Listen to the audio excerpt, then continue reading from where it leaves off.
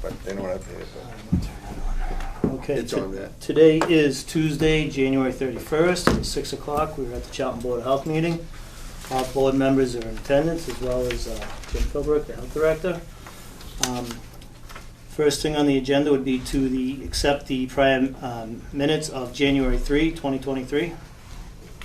Make a motion to accept the minutes from January 3rd, 2023. I'll second that. All in favor? Aye. Are we missing a set of minutes? There's, I don't know if you can January. vote on the minutes. You weren't at the meeting, Pete, correct? Okay. You might have No, to that's abstain. Okay. All right. well, there's also January. January 15th or the 17th? Oh, January 19th was yeah. I the, didn't Oh, put it on okay. was the agenda. special one.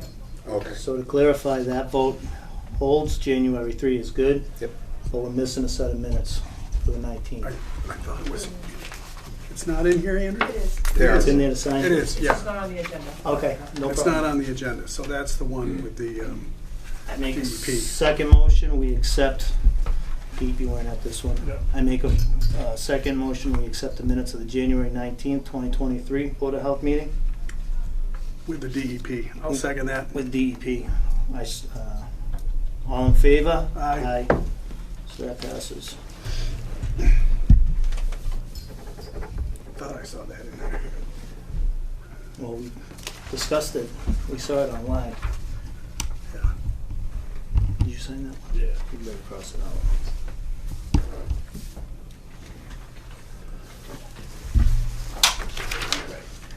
Now, next, under new business, we're gonna discuss Oxbow variety hearing regarding a tobacco violation. Is there anybody here from Oxbow? Yes. You guys wanna You guys want to bring your chairs up? bring You your want 'em chairs up? up? Sure, we can rotate. Oh, Oh, okay, we'll rotate. Thank you. Be careful now. Get your brother up here. He can't hide in the back. So just from my understanding, on December 23rd, there was a tobacco violation in the form of a sale to a minor. State, was it, somebody from the state or a coalition came out and did a sting? They did a sting, the Tobacco Coalition, London Tobacco Coalition, with a student and a staff member, which they've done in the past. Have come by and they do stings for us. They determined that there was a sale to a minor and that the minimum ticket was issued. Remember, during COVID, there were no stings or any kind of inspections of tobacco, so there was like a 3-year lapse of where there were no inspections. They just send them to me, I get them, and then I have to deal with the people that come in. But I think that speaking with her today is that the governor did sign that, so it supersedes any and all other maybe regulations the board's accepted, and that the fine cannot be reduced according, because that's the minimum standard. But the days of if you decided as a board that you wanted to reduce it to 1 day only, as far as loss of sale, that's at the discretion of the board for, provided for leniency. And that was from the leader of the Tobacco Coalition, which I spoke to earlier today. And she works for Cheryl Tabarro, who's actually the leader of the Tobacco Coalition. So the violation was on the 10th. So, No, that's when the message went out, but it was December 23rd when the violation occurred. The product is on the back too, whatever was sold, there's a picture. What was it? Is it a Juul vape? No, it's blue, I believe. Oh, blue, okay. What is that? It's like a disposable. right? Disposable. Yeah. So you are here to appeal that decision on the sting. What's your take on it? Do you feel as though it happened, or are you trying to get it reduced, or?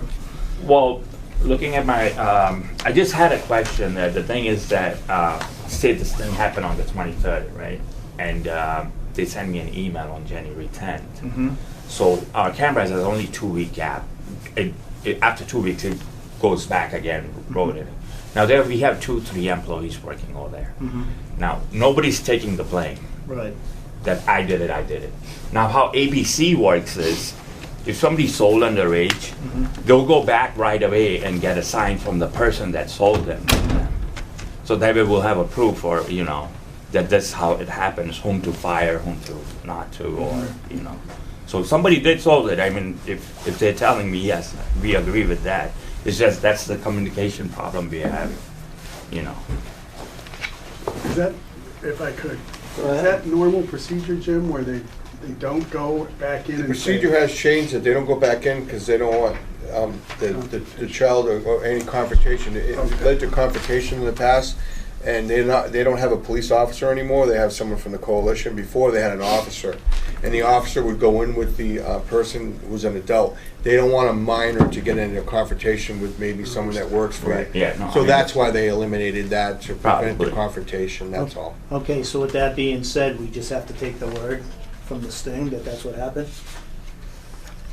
I don't think they have any reason. I mean, the child is hired, he's an honor student that they employ. Right. That comes from the area, they hire the person from the area. He's probably a Shepherd Hill honor student that they incorporate, and the student's always hired from the area, and that goes in and is paid for his service, his or her service, and that they have no reason to, I mean, because they could just arbitrarily write up anyone. Global Montello agreed that they did sell to a minor, and the person that was there was probably reprimanded or terminated, because there's no reason nowadays with the new registers that Right. you don't check an ID. If you don't look 60, they may not card me because I look 80, but they're certainly going to charge, like if Matt went in, he's definitely going to get carded. Yeah. So. May I add something to this matter, if you don't mind? Go ahead. So, last year, I had a letter from same company or from the state, Leominster. Now, the letter came to me from the state at Charlton Country Store, okay? That you're carrying a product, they sent me a picture for the product, okay? That you're carrying this product which you're not allowed to, and you're fined $1,000. Now, I told Tim and everything, and I was in a rush. I was going out of country, so I did pay the $1,000 and everything. They did send me the letter and everything. The picture they sent me is not even my counter, it's not even my store. Oh, boy. Right. I have One the of those- picture and everything on my hand. Is it one of those CBD frogs? No. It was just, what do you call it? Do you mind if I show it to you? Yeah, go ahead, please. It's one of the, what do you call, when they banned the menthol and everything, this got left over in the counter. Oh, okay. Now, this is not even my location. It's not even my countertop, not even my counter back. At the store they send it. I repaid the fine and everything.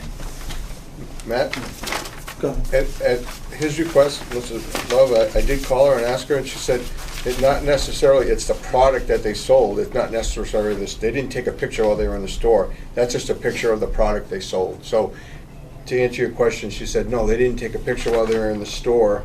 They took a picture of the product that you sold because that's what they did. They took a picture of the product that was sold in the back of that one because that was the product. She said they took a picture generally of what the product that was sold. And I know you were leaving country, and I asked them, but that's the governor's law that is incorporated and enforced. So I mean, they actually, to be honest, like when they cancel menthol and all the flavors and everything, for store people, it was so confusing which to carry, which to not carry. Yeah. By the way, Even the companies- this product is illegal to sell in Massachusetts. I At had that time. manufacturing later for it. Yeah, And we still At didn't the get time. it from the It's distributor. so, I mean, to be honest, it's so confusing for them, even for us. They didn't even know which supposed to Because- sell and which not supposed to sell. I got the same issue in the Southbridge. yeah, but a distributor will sell you anything, so you can't go by No, the they distributor. cannot. But Legally, they cannot. I do have their problems with the Southbridge too, and I won the case against them because I do have the manufacturing later from this company. And they did the same thing. They want to close my place for the 3 days, and they want to charge me for the $1,000 penalty. And I win the case in the Southbridge because I do have the manufacturing later to sell legally sell in Massachusetts, and I still have that in my phone if you want to say it. No, I believe you. So, back to, Yes, the that's actual what override, that's yeah. it's something else. yeah, we're getting off track a little bit. No, absolutely. I mean, I mean, And he's not saying he sold it. He's saying he's not sure. He tried to go back to the cameras, and the cameras were expired. So I can tell you from personal experience, every time I've ever had to go to court over anything, there's a thing called burden of proof. You have to prove something. And I'm not so sure that there's burden of proof here. I'm not trying to get you in something. I'm not trying to get you out of something. I'm looking at this for what it is. Yeah. And for the state, and Jim's probably right, they have no reason to do it Right. out of the blue, but where's the proof? Right. You know, like where's the proof of, no, we went back in, made him sign it, caught him red-handed, there was a police officer next to us, we went in and we did this and we caught him. And okay, now everybody knows it just happened, we could look at the cameras and whatever. To get something in the mail 2 weeks later, I don't know, If I may, please. I asked her about that. She said they actually do, you know, when they go out, they do the whole region. So they're doing probably 100 stores or 150. So it takes a long time to process the paperwork. Are mistakes made? I don't know. They're pretty efficient when they do it. But certainly, regardless, I don't believe that the Tobacco Coalition is going out to arbitrarily find someone who does not violate. Right. Because as soon as they get back in the car, the notes are taken, it's registered. They don't go, the police have decided they will not assist anymore, and they used to pay a police officer. But because of COVID and all that, and having someone in a close vehicle. Do I want to see anyone get a ticket? No, but our job, my job as health director is to make sure we follow the state minimum guidelines. And unfortunately, the governor has jumped over and leaped over our regulations that were Right. 100 and 200, and has, it doesn't matter who's going to. So if I went in and had the sting, I would fine you $1,000. We don't have a right to reduce that under state law. The board does have a right under the state law only to reduce from 3 days to 1 if you're appealing it. They cannot reduce the fine, then it will go into the system, and then the state will call the town back according, and what happens after that is, you know, they're elected officials sworn to uphold the law. I just think we worked hard on our regulations, and we thought even $100 was too exorbitant. I know we voted on each certain one, Matt, you're right, each one we looked at, you, John, and Kathleen voted, and then after we did all this work, the governor just jumped over everyone and made it simplified it, and made it simple, but the fines are astronomical for sale, especially to a minor. Now, she did state if you only sold a product that was a non-tobacco product, like a vape thing, then there's more leeway for that, for forgiveness. But a sale to a minor, the governor is very strict that there can be no reduction in the fine, only in the sales of the fines for 3 days. But I'm not the board. The board has authority, and if they decide to not follow that, that's up to the board. I tried to help you on the other Right. side because No. I do feel bad when you go out, and I made calls to her, but I'm not there. I'm not part of that. They do it for us because there's so many of to do. And like you said, it's so confusing. What can you sell? What is a vaping? What is flavored? You know, it's, you know, you go in places, they're selling bongs, they're selling apparatus, but down the street we have two, you know, we have two marijuana facilities. They don't get tobacco stings there. Yeah. So it's just before you guys decide, I just had one thing to add. I'll give you a simple example. Last year, we had a sting from the state for alcohol.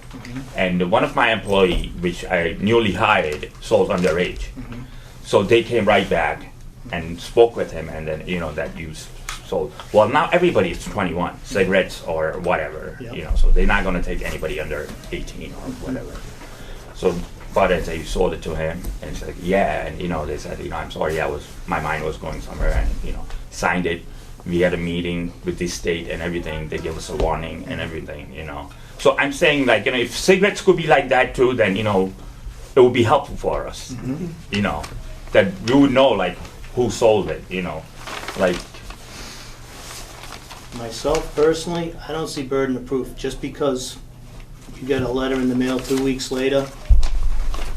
To me, maybe that's their system, but I don't see burden of proof of anything. Pete?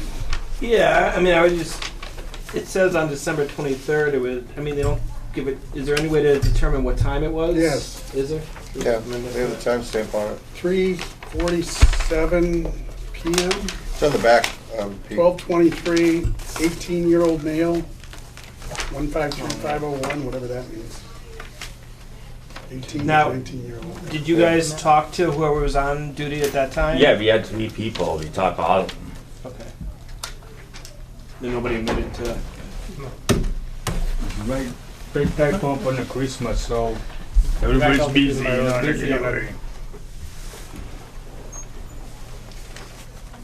John, what's your thought? I don't know. You've got a state-controlled tobacco alliance person with a student out there. This, to me, is proof that they were there supposedly, right? I mean, they do this, this is their job. They used so- to send the product to us. They don't, they just send us a picture now, because I told them, what am I gonna do? I had, 25 packs of cigarettes in there. You know, I just threw them in the dumpster, but they don't send the product anymore by mail.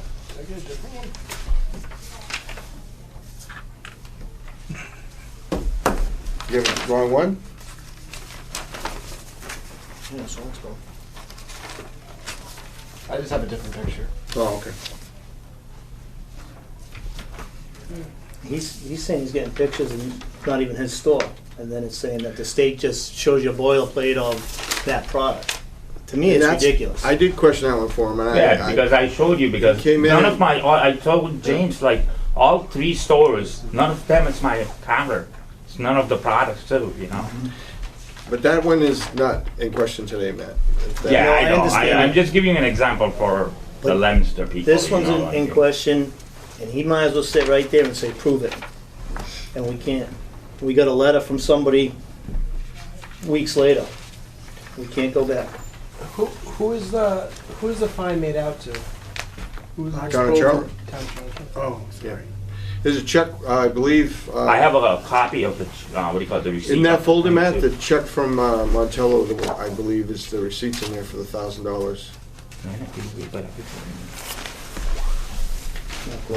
Yeah. And here- Global, yeah, that's Mass Pike West. Yeah, that's not these guys. And they literally have people lined I up know by they the hundreds received, in there going through, so. But they paid it, and last week, Friday, Saturday, and Sunday, they realized that they did violate it, and they followed the law, so. I just feel this is a different case. They're accepting responsibility, saying they're doing it. He's saying he's not sure they did it. He asked 3 people in the store that night, and they said they don't. Well, according to this, it was an adult female for the sex of the clerk. Yeah, it was. So who was the female that worked that night? You, your wife? We have 2 females. Yeah. Like I said. Narrowing it So, down of anyway. course. 2 good numbers. It's out of my hands. I don't have a say this 2 board. female, a male, and me, I think him. you should emphasize, as the health director for this town, that you've already been fined before and you're fined again, that you need to be careful. You just need to be, because James, you know what? I've been trying, legs and arms to do, keep Because everybody every slow, other store- even before hiring, the first thing I say, your first offense, I'm not gonna, But remember, follow it. every single store in Charlton that night had this thing. Right. They do it around the holidays because they know you're busy and they know that you're going to get laps, and that's why they do it. And every other store didn't sell except for Oxbow. So. Right. Oh, and of course, I'm sorry, I shouldn't say that, because Global Montello on the Mass Pike did sell also. So those were the 2 issues. Here's my concern. We have our own regulations. Massachusetts.gov has a regulation that's apparently outdated. So I have a problem with that. And then our regulations, if that's the case, are outdated, which our board's gonna have to look at that. But we have paperwork now from the governor, right, that says minimum fine is 1,000. So that's nothing we can do. If that's coming from the state up above, there's nothing we can do. But then there was language talked about, but you can reduce a 3-day suspension down to a 1-day, but I don't see it in writing. So that was discussed, but I'm not seeing that in writing. To me, I think there's too many loose ends on this, and I'm ready to throw this whole thing out, but there's 2 other people on this board, or maybe we table it for a different discussion. We can look into this a little deeper, or we go forward with a vote. Mr. Vice, what's your thought on that?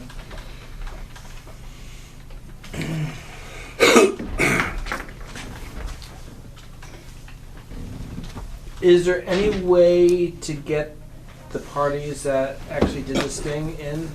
Yeah, if I may, Mr. Chairman? Yeah. She said she respects the authority of the board.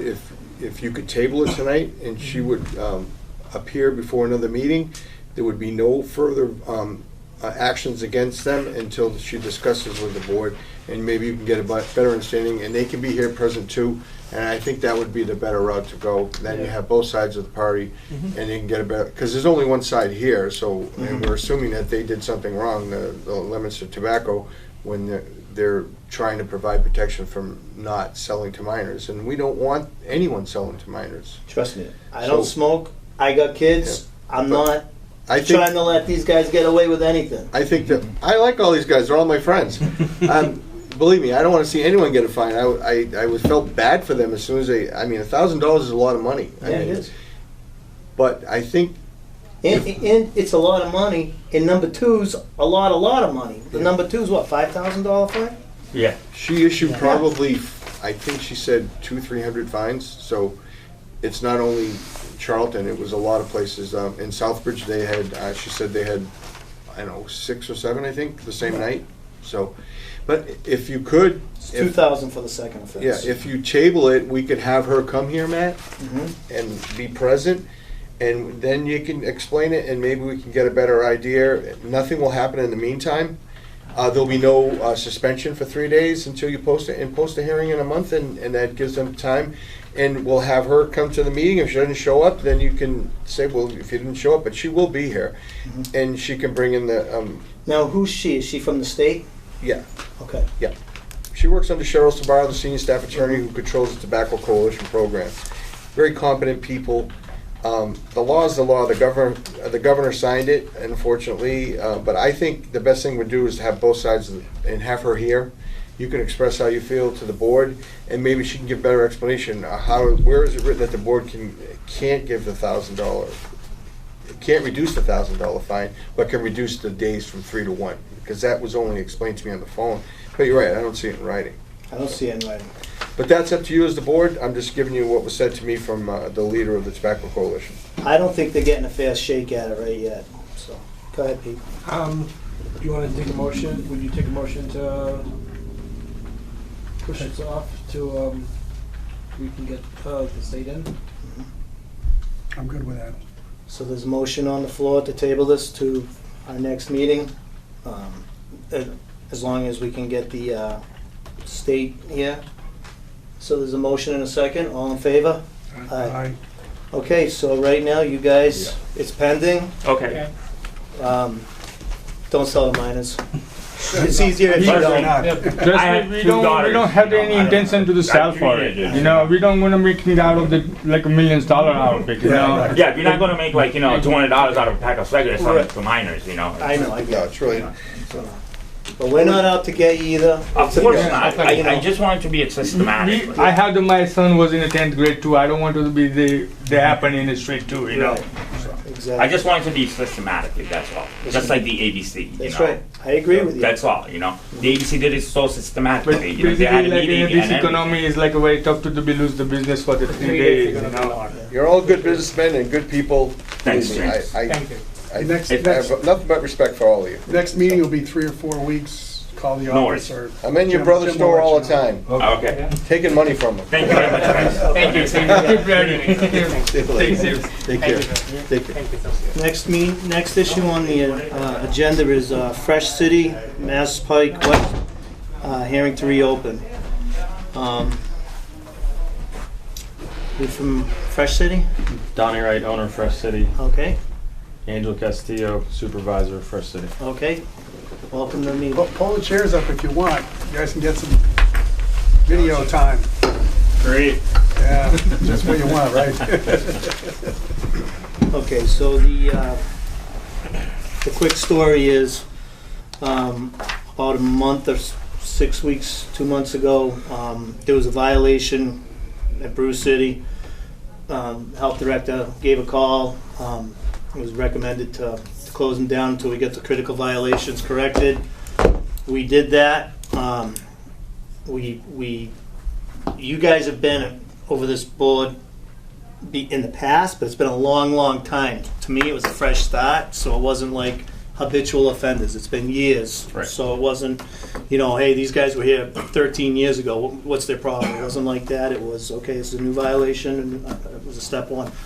So you came in, and we discussed some of the violations and what we were going to try and do to get those corrected. We did a re-inspection. Everything was a green light.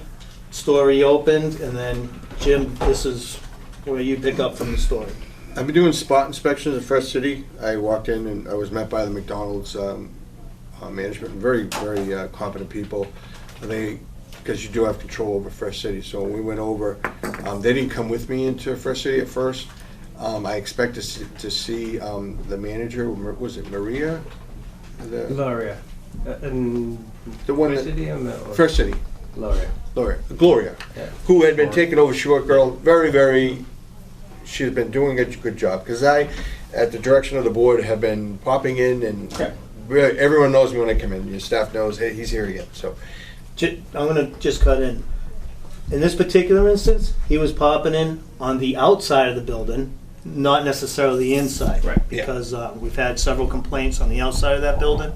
You're right. I didn't go in every time. Correct. You're right. And that's why we actually had which was terrible for you guys, but we had a Board of Health meeting and it was brought up, hey, how's the outside of that building doing? We're trying to see what we can do to get it a little cleaner, like from down here to at least here. And so Jim was there, and then while he was there, decided to go in, which, again, was the right thing to do. So go ahead, Jim. I think Maria wasn't there. The two people that were there, I don't think were knowledgeable on what was going wrong. So I immediately went over and got the manager from McDonald's who spoke to them and said the shrimp was over 100 degrees. He was ready to put it into a sandwich, cook it. There was an egg that was over 101, but they didn't understand what was wrong. So immediately she said, no, throw away. They grabbed it from her and didn't want to throw it away because they thought they were wasting food, and they were just trying to do what they were. But anyway, so we agreed that with the McDonald's manager that we would close them because there was no PIC there that was knowledgeable of the duties, and so we did shut them down for that day. Because you need, I think the problem is that you need proper management, because we don't see this at McDonald's. You have really, like Angel's Day, I've been dealing with Angel for what, since 2005 or 4, whatever.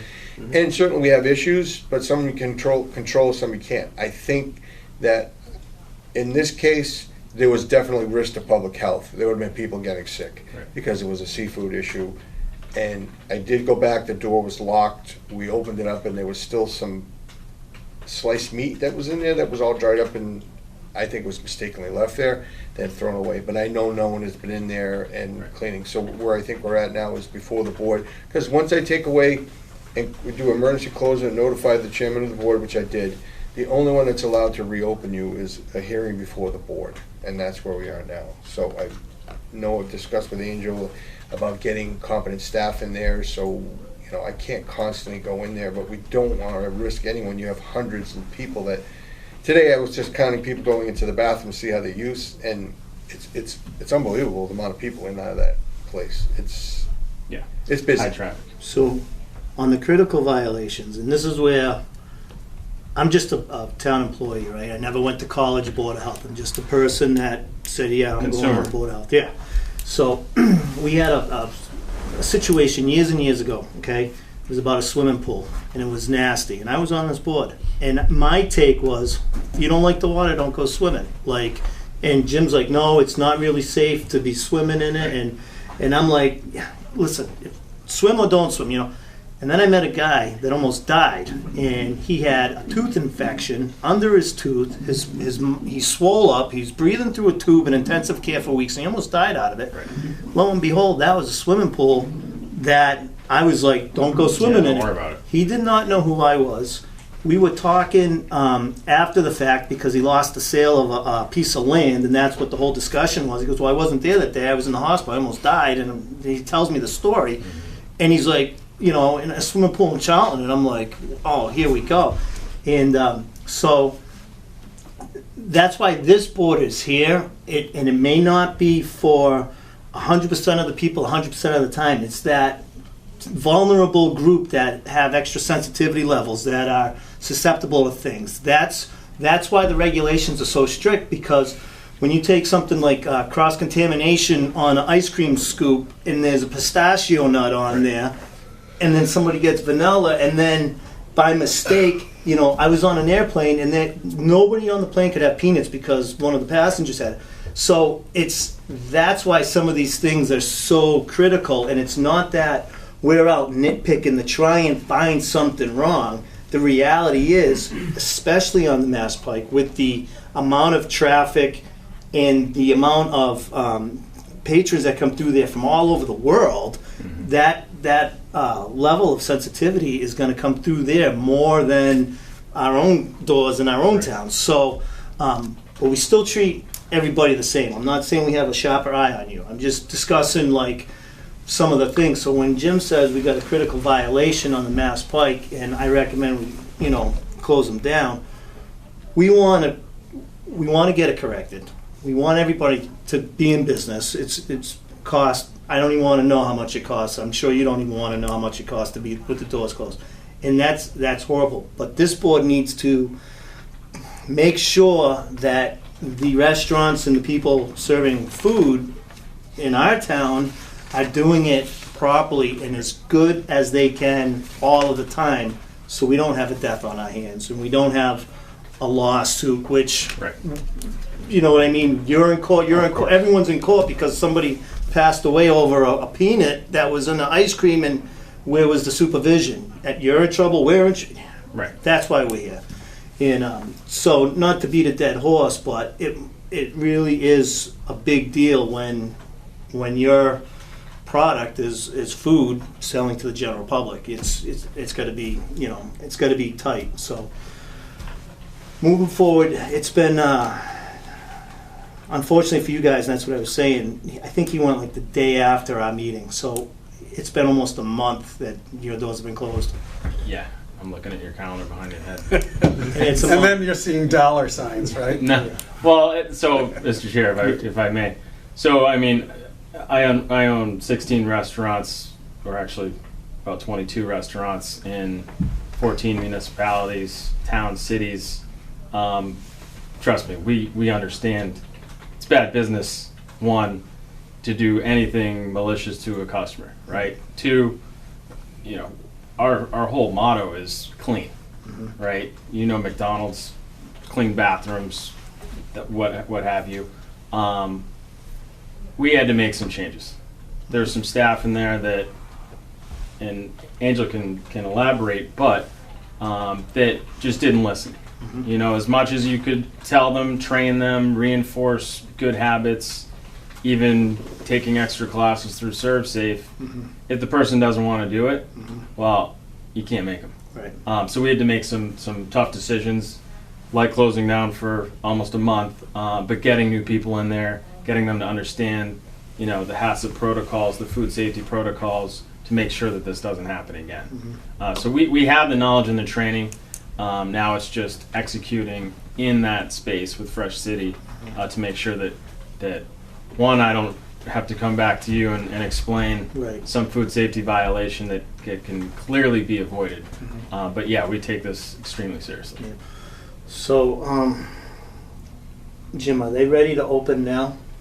I went there again today, not to look at Fresh City, but Yeah. I did walk through because issues with the toilets broken and stuff, which I talked to Angel about, which is, it's tough to control people that you can't control. They just, so I didn't, your manager at McDonald's assisted me. It's closed down, everything's locked. They have to get a key to open it. There still needs to be some stuff in the cooler that needs to go, and I think they might have taken it out. Today we did that clean Yeah. up. So I think it's basically, I need to see that there's a competent person that's ServSafe trained and is a person, the PIC is knowledgeable with the staff, and I will monitor that when they reopen. And because we have a new system, that I told you about that we do through computer. When we did Overlook today, they have actually 2 kitchens. So we have all the regulations and laws. It makes everything easier for all of us to do this, enforce the same laws. And I can memorize stuff that some people may not. So it helps new people do the same inspection that I would do. And we'll be using that program that we have. But I think that you need competent, qualified people, and that's all it is. Because I think you can clean as much as you want. Right. It's a very small space, but if you don't have the proper management in there to crack the whip and say, no, stop here, or put this away, this is not right, don't cross-contaminate this, they really don't know. And the 2 people that were in there, nothing against them, they just didn't really know, but I could not communicate that to them, so it forced me to make a phone call and do what I had to do. But I think that with the board's permission, that you would open up and that we'll check temps, we'll go in and do stuff, but I need to see if there's a competent PIC there, that this is not gonna happen, because you're open to, what, 24, when does Fresh City close? They don't, right? No, they close. They close, so McDonald's is 24 hours, Correct. correct? But Fresh City closes that. You get a competent manager in there, that's someone that's, highly trained, that I can ask questions and go in and see that everything is up to temp and stuff. And part of it is having the proper equipment, which you do have. You've made some changes. In the past, we had that, remember the old open one that was Yeah, just, the fridge. you could never keep the temp, and you've made those changes. But I think that you just need to show us that you have competent staff there, so I can do a proper inspection. And I think it's, right now, the place is clean, there's nothing in there, but all new product needs to come in, and I know that is an issue, but once you have product in there, I will spend the afternoon in there making sure when it's up to temp and people know what they're doing, and I don't mind doing that, because my job is not only to enforcement, but I like to educate people too, and help and assist and train, and I don't need to train your McDonald's staff, because everyone is in there, they have proper management, they're on board. I think there are other issues in that plaza that Matt may want to talk about later that may not affect you, but certainly, I think we can, if the board's permission, we get you back open. But did you hire competent anyone yet to come back into Fresh City to manage it? So we, Leave that to him. like I told you, Westboro? we have the Westboro manager training this other person that we wanted to Mhm. have in charge. We put her in the training with the ServSafe that I told you that she needs to get certified. She's in the process of that. We monitoring her every single day. We have our training manager from McDonald's that is gonna come and certify her to do the test. But again, I mean, she's working together with the McDonald's manager and the Fresh City manager from Westboro. Now that, I mean, we training her. I don't want to go back to what happened, but we did the same thing with Gloria, and when she was there, she did understand everything. The problem was She when did. she wasn't there. So for some people, it's hard to manage others. I mean, she did a good job, but at one point, I told Donnie, I can't deal with her anymore. And we gotta be on point when we open. It's not just when she's there. So we do have this other person that we are training her on ServSafe. And I think, I mean, for what she's showing us so far, she understands, and that's what we wanted to go with. So obviously she's not going to work there all the time. So is there always somebody that's ServSafe certified? That's while you're serving food there. In the past, we were required to have someone. You are required to have a PIC. Now, does it have to be ServSafe compliant? It's killing me. What's PIC? Person Person in control? charge, I'm sorry. Person in charge, okay. Person in charge. The person in charge is supposed to be ServSafe compliant. Okay. So if I go in there and there are violations, the person in charge is written up, because there's supposed to be no violations Yeah, of the person in charge. Okay. Can that person designate their responsibility? There's no reason why you can't train your staff in ServSafe. You have a whole training division in McDonald's. Incorporate your Fresh City, which you own, and get them all ServSafe compliant, so you don't have to worry. And they're all up to the same level of training. The problem is, you have someone up here in training, and then you have 2 people down here, and that person's not there, all of a sudden the level, boom. Exactly. And that's what happened. So, it's just my opinion, and I certainly, and this board understands, but you have to make sure, and I know it's tough to hire people, believe me, it's a tough thing, but We will be checking on it, because Fresh City needs to make sure, because the type of food they serve Right. is More probably more volatile. dangerous and potentially hazardous than it is at McDonald's, because McDonald's is automated. Your hamburger's cooked, and when people call and say, I had a raw hamburger from McDonald's, or a raw piece of chicken, no you didn't. So, because it comes pre-cooked, frozen, and the hamburgers are dropped, there's a thermocouple in there, and that doesn't rise until they're all cooked.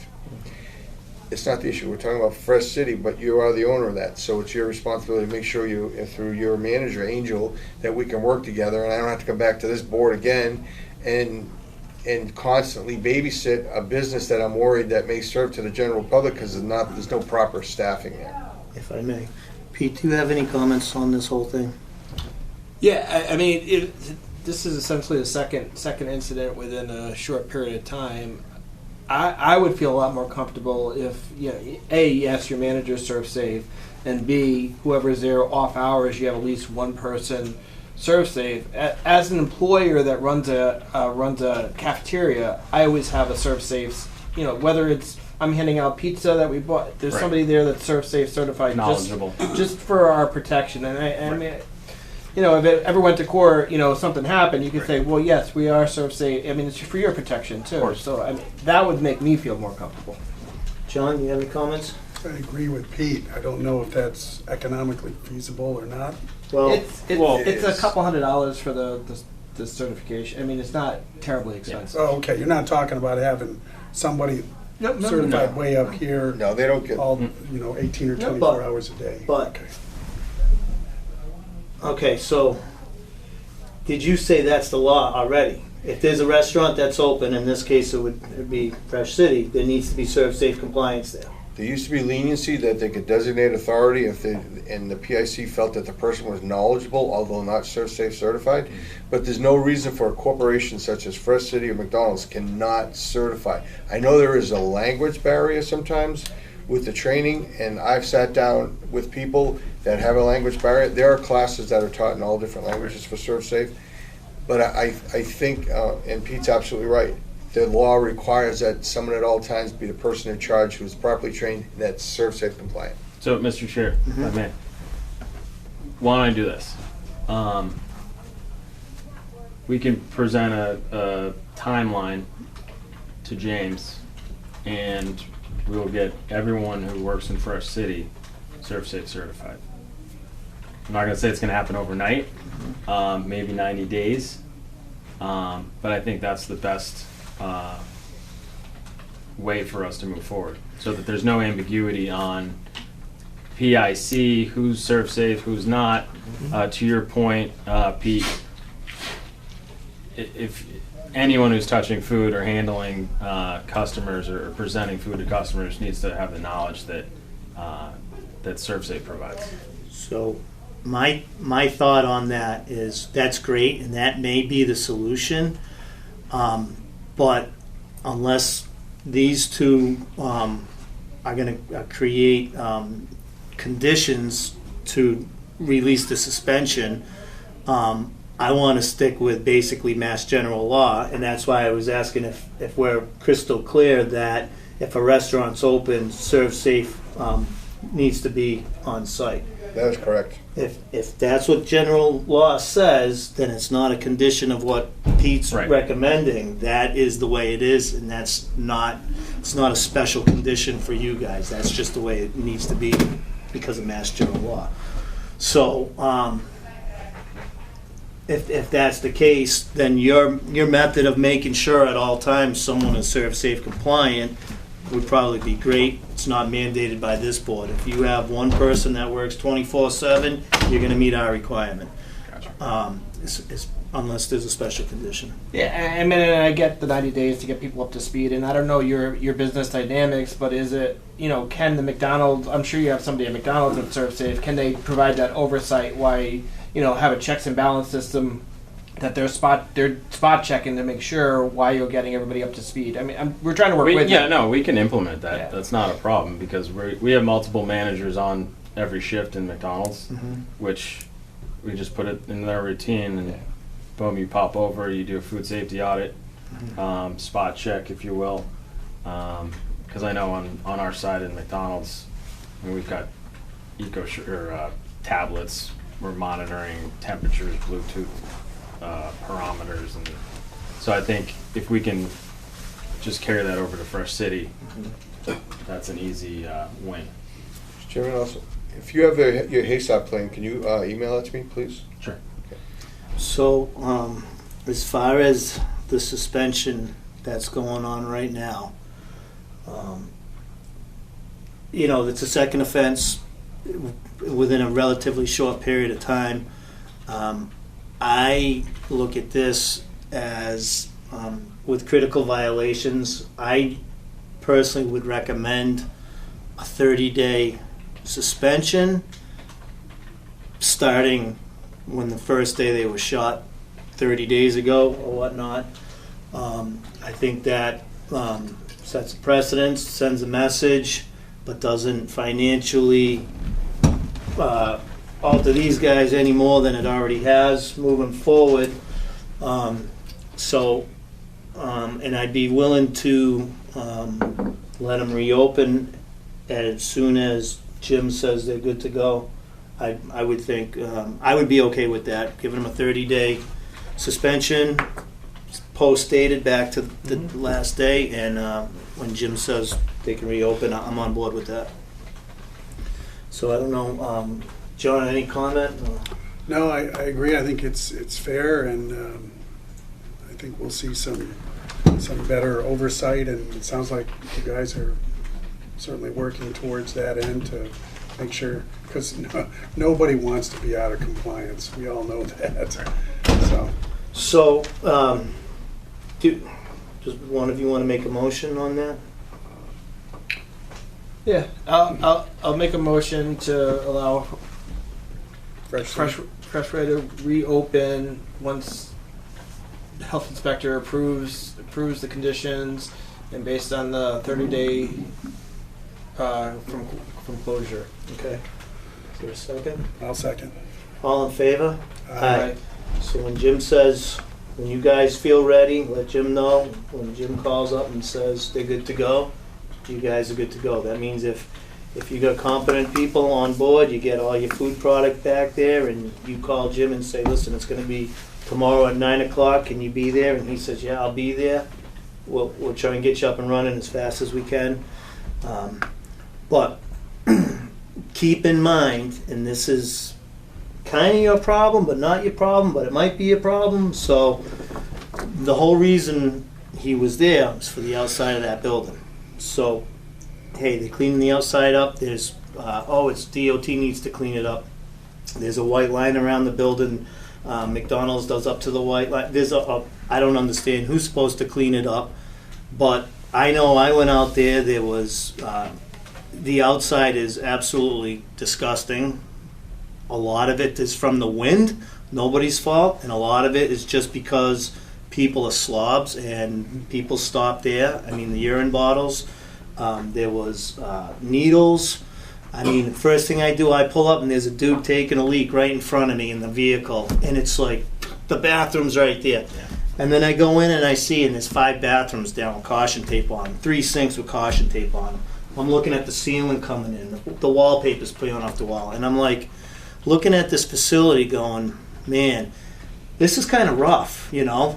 And I don't know, like, we're not the building department, so we keep it to the Board of Health, but I mean, the outside walkway, it's got dips in it now where it's caving in. I mean, the building is getting shabby, and when you look at the outside and the amount of trash and litter and crap out there, it's like, at what point do we just, like, blow the whistle and say, listen, the state, the owners of the building, any vendor inside that building, the Board of Health, whoever, we all need to look at this as a project and see what we're really doing here, because this needs some addressing.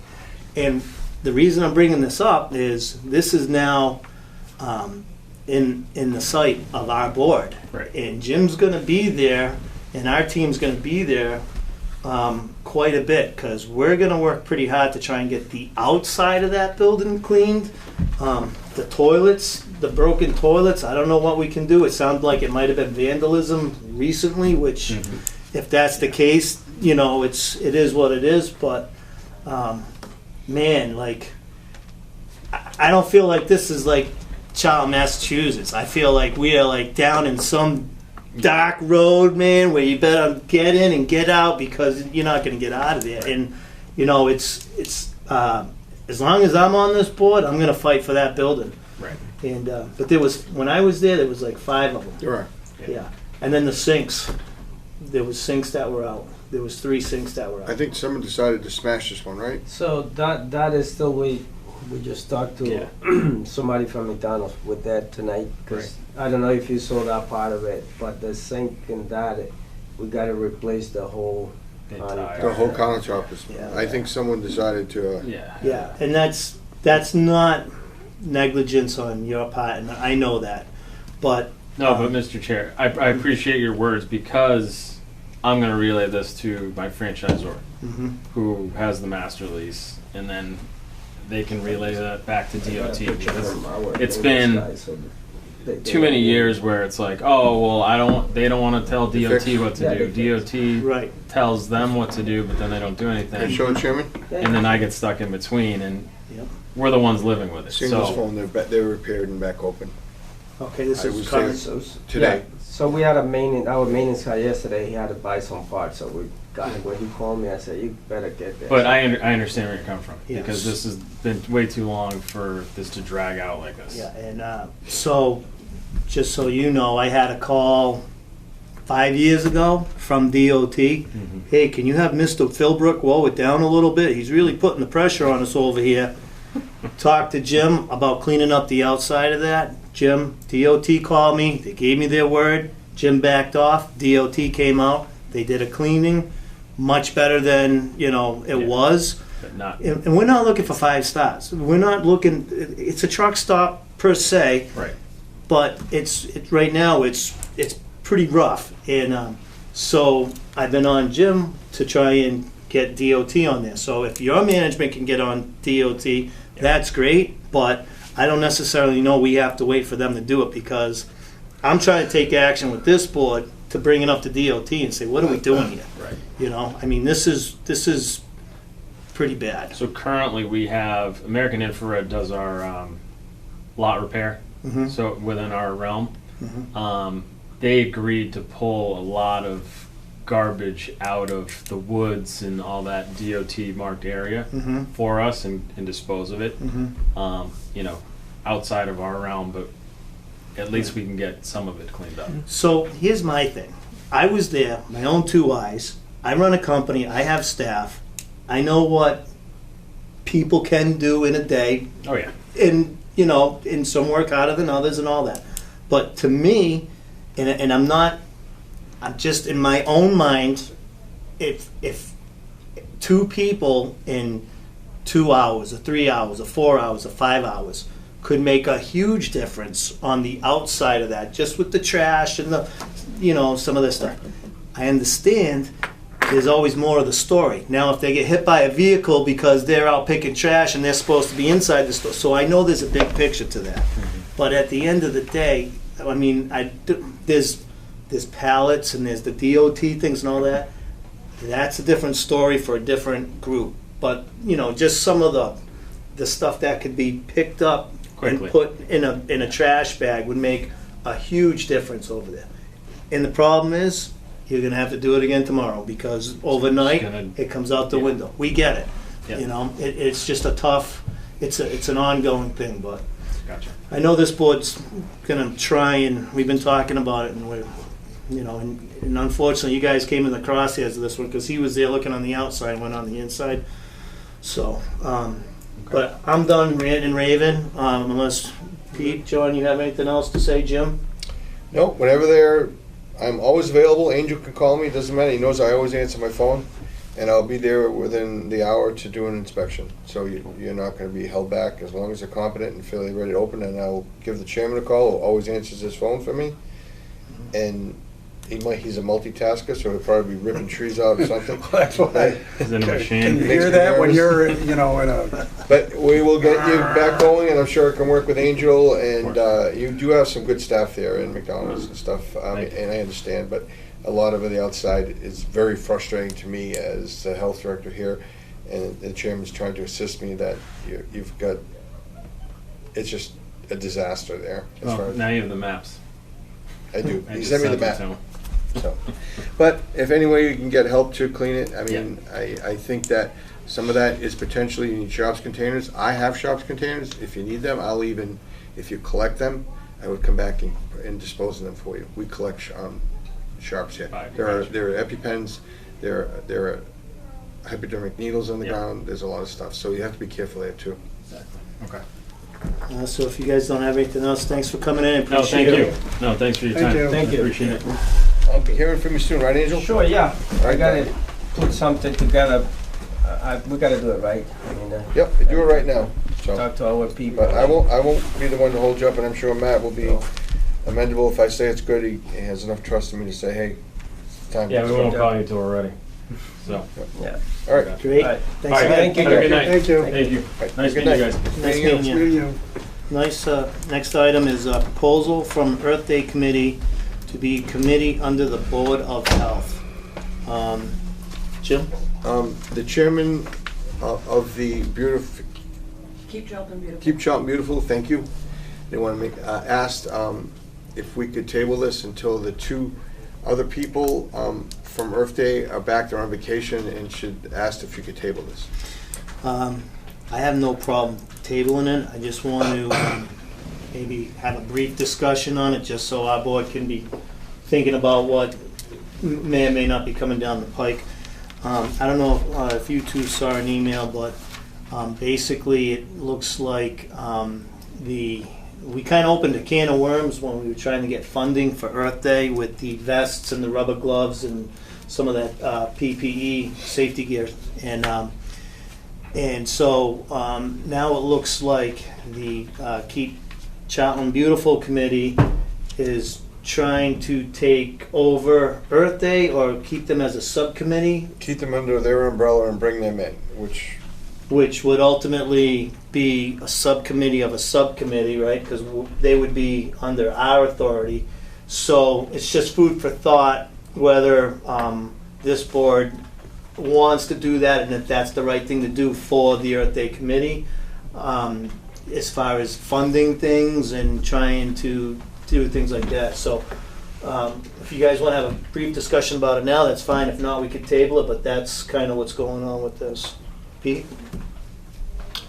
I mean, I think that makes sense. That does the Earth Committee want to be under the Keep Charlton Beautiful?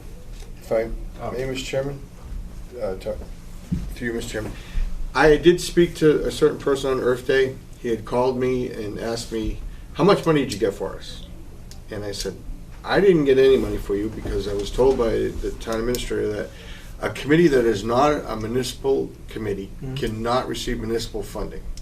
Now, I told him Earth Day, which does a wonderful job, has been a little aggressive with certain businesses, that certainly that I, as a municipal employee, cannot ask for money. I could be fired. It's ethically and unacceptable. But him as a committee at Earth Day can go to the local businesses and say, hey, we're trying to keep Charlton beautiful, we need certain items. And they would probably get donations. And I think more than what the town could afford to take taxpayers' money to give them, because they're asking for quite a bit of money. And I also told him that many of the things that he needs are already in my stock and in my trailer. And that I could assist them with that, and they wouldn't cost any money. I think this is more of a money issue why they're doing this rather than anything.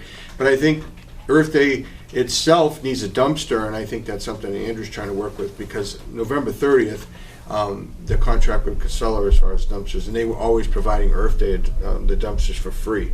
They pick up hundreds of bags of trash around Charlton. I'm not saying it's not a good thing, but I don't think that subcommittee has the authority to take another committee in. Only this board does, and that's the only problem I see. And as far as, I've already done my budget, so for me to go out and ask and go before FinCom to ask for Earth Day for $5,000 when you could probably get the donations, I don't know, what is the best way to look at it? Volunteerism is low, they do a great job, but I think they overstep their authority, in my opinion, as the health director. We're not coming to this board because he told me that he thought the selectmen had authority to appoint committees.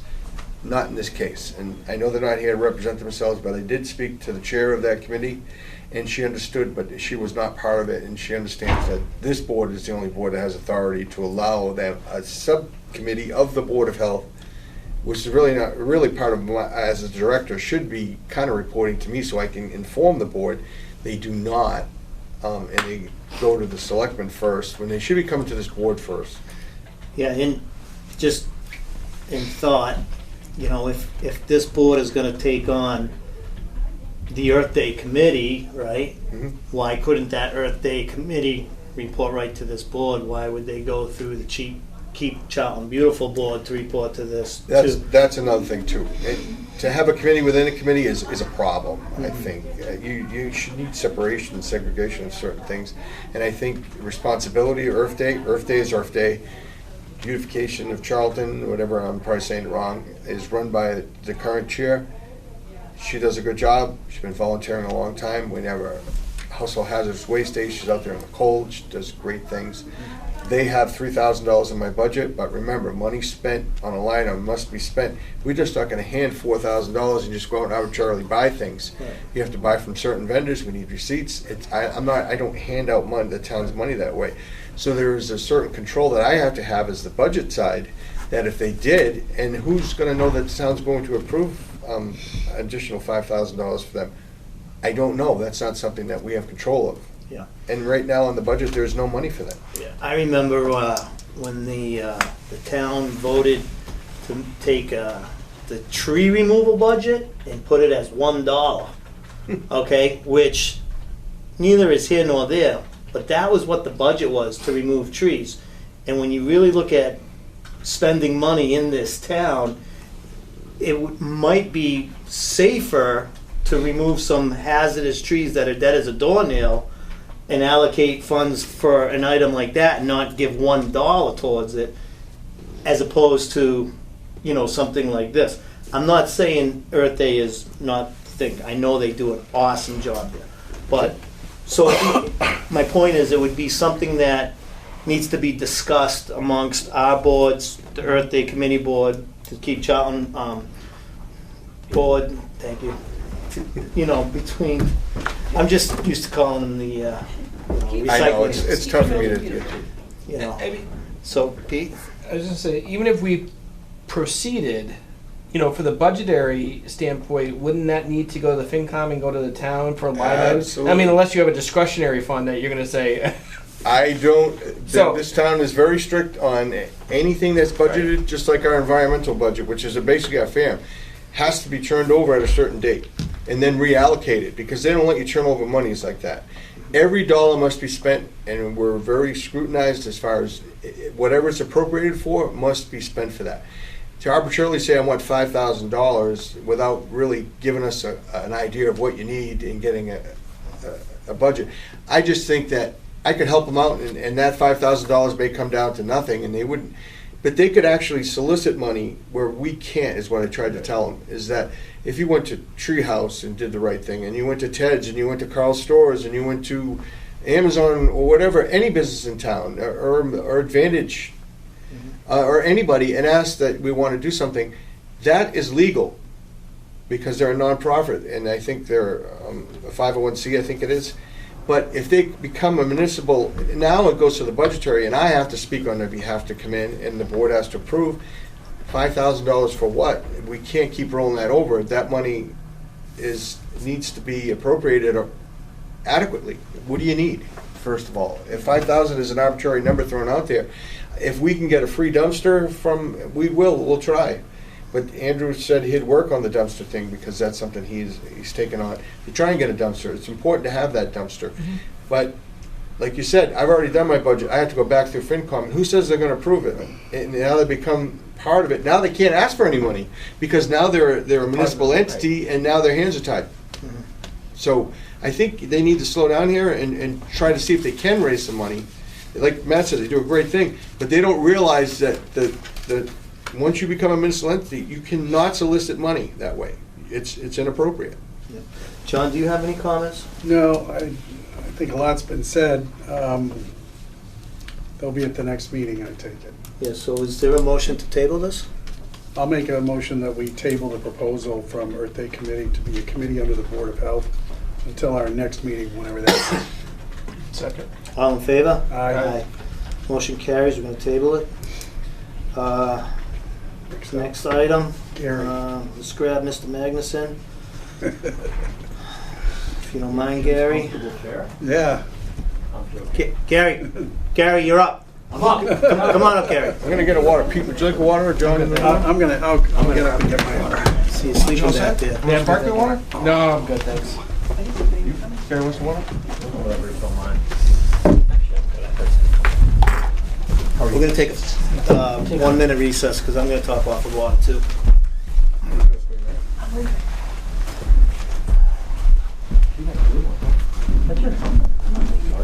I don't blame you. Yeah, like $140 in Staples. Yeah, very comfortable. That's it? Your cup's half full, Gary? My cup is always half full. I got problems. My cup's almost over. I got problems. My cup's half empty. That's how you look at things. Half empty, half full. Well, it depends on the conversation.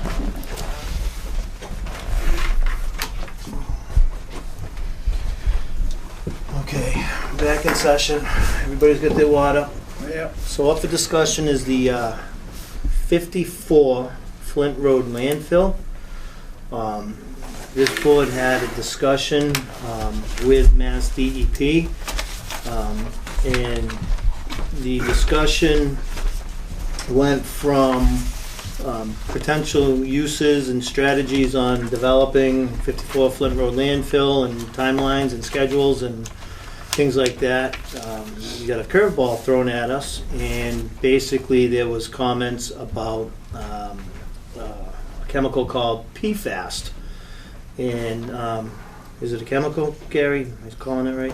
It's a group of chemicals. It's a group of chemicals. And basically, DEP has given us forewarning that this group of chemicals, PFAS, is more than likely in our drinking water, and that it is it affects, I know she said specifically pregnant women. Can you enlighten me on who it affects the most? I am not going to proclaim to be an expert on PFAS. I've Okay. been dealing with it for the last 5 years. It's an emerging contaminant. There's emerging data on toxicity. EPA, the federal government, has established some standards, and they're looking at lowering those standards, all health-based. But I can't speak to the toxicology. But primarily, you're accurate. It is children and women of childbearing ages. That's Okay. the primary concern. Primary concern. So, That's not, sorry to interrupt, that's not to say it doesn't or will not have impacts on others. others or people with immune deficiencies, but that is the primary concern. Is it fair enough to say that it hasn't been studied long enough to be a longitudinal study to know the known health risks associated with it? I'm going to punt a little. So Mass DEP has established a drinking water standard of 20 parts per trillion. All other contaminants we deal with are in parts per billion. So it's an order of magnitude, it's 3 orders of magnitude lower. So the 20 parts per trillion number is a culmination of 6 of the individual PFAS constituents. You add those 6 together, theoretically the 6 most toxic ones. You add those together. If in total those exceed 20, that then exceeds the drinking water standard, which then triggers action. So I can't speak to the toxicology. There are unbelievable amount of data out there. EPA is looking at changing the standard. Massachusetts may or may not follow. We don't. It sounds like they're going to follow. Sounds like they're going to be. And just the consideration of changing the standard, leads to evidence that there's some evidence that they need to lower it. I mean, so. Yes, and to be very clear, the discussion on changing the standard is going lower, not higher. Yeah, and she compared it to the 1,4, the dioxane. So basically, we had, at that time, was it a level of 0.3 or was 3, and then they dropped it down to It went 0.03? from 3 to 0.3. It went So- from 3 to 0.3. And she said basically, with the PFAS, it's could potentially do something similar where those that were with a compliance but had a hit, now when they change the standard, you're going to be out of compliance. Now, what was said about Charlton and our landfill, and pretty much any area in Massachusetts, that it's there, it's in the ground, you have it, and that's it. You have to test for it, and it's there. She said unless Charlton, I think she said, had a horseshoe, a magic horseshoe around its head, we were lucky and didn't have it, it's there in the ground. So we went from trying to be proactive on capping a landfill to now being under the gun for this PFAS group of contaminants. And so this board really needs to talk about a couple of things. 54 Flint Road, capping the landfill is one, but we're talking a lot of money, in the millions. And now, depending on guidelines to what's going to happen with the PFAS, we're talking a lot of money, long-term money, and certainly in the 100,000 range, and as well could get into the millions if we get into water lines and it gets wild on us. So my concern is right now, neither the capping of the landfill nor the PFAS is mandated by the state. So at this point, it is voluntary, although verbally implied that we need to test for PFAS, and sooner than later. I got had mixed reactions on whether that was a regulation or not a regulation. I'm hearing on the phone it needs to be done, but I'm also hearing it on another side that it's not mandated. So I think this board needs to have a conversation as to what we should be doing, what we need to do to keep the public safe, what funding source we have or can get to stay in compliance, and just take a good look at what may be coming down the road, so we, can have a clear path moving forward as to what we need to do. So, Vice, I'll start with you to see if you have any comments on either of that. I think we have to see what's actually mandated at this point. Because if we push it down the road in 20 years, there's going to be another chemical that they come up with that they find in the ground. So, at some point we have to go with what's established today to base our decisions on, how we proceed. But, if it's not mandatory, and capping's not mandatory, we have to decide, do we want to just proceed with capping it as the end and then deal with the PFAS as it comes up, or just table the whole thing? John? Yeah, I thought part of the discussion, and Gary might remember too, Mary Jude Pigsley, I think it was her, but it could have been one of the other folks from DEP. They said that, maybe I'm wrong, the towns that have landfills, especially ones that have monitoring wells, will be required, and there's no timeline, but they will be required to test on a regular basis for PFAS. Is that correct, Gary? So I have 9 pages of notes from the phone call. More than I took. 9. But that's what I heard, John. Okay. Yes, it will be required at some point. I am not aware of a regulation under the solid waste regs that mandate testing of PFAS. Now, they specifically provide a list of contaminants, and that's what you are testing for at both landfills, the capped landfill and the uncapped landfill. I want to make one bit of clarification, if I may. Matt just said that the capping of the landfill is not mandated. I'll disagree with that. I believe it is mandated, and I believe it's mandated because in 2010, this board submitted a document provided by AECom to DEP, which was a comprehensive site assessment. And that started the process of evaluating that landfill. So the first phase is the comprehensive site assessment. That has not been approved yet. The whole purpose of this phone call, or this meeting that we had, was a call that came into to Jim Philbrook in November saying, we're ready to approve the comprehensive site assessment. We're going to set some deadlines, so we'd like to have a meeting with the town, for the board to go over that. So that's why this meeting occurred. So comprehensive site assessment was submitted through solid waste. Once that gets approved, we have to submit a comprehensive alternatives analysis, which that this board has already started to do, and I presented to you guys a few weeks ago. Then the comprehensive design, the CAD, and then the CAP. So there might be an out there, but I think since the process has started, it will be mandated.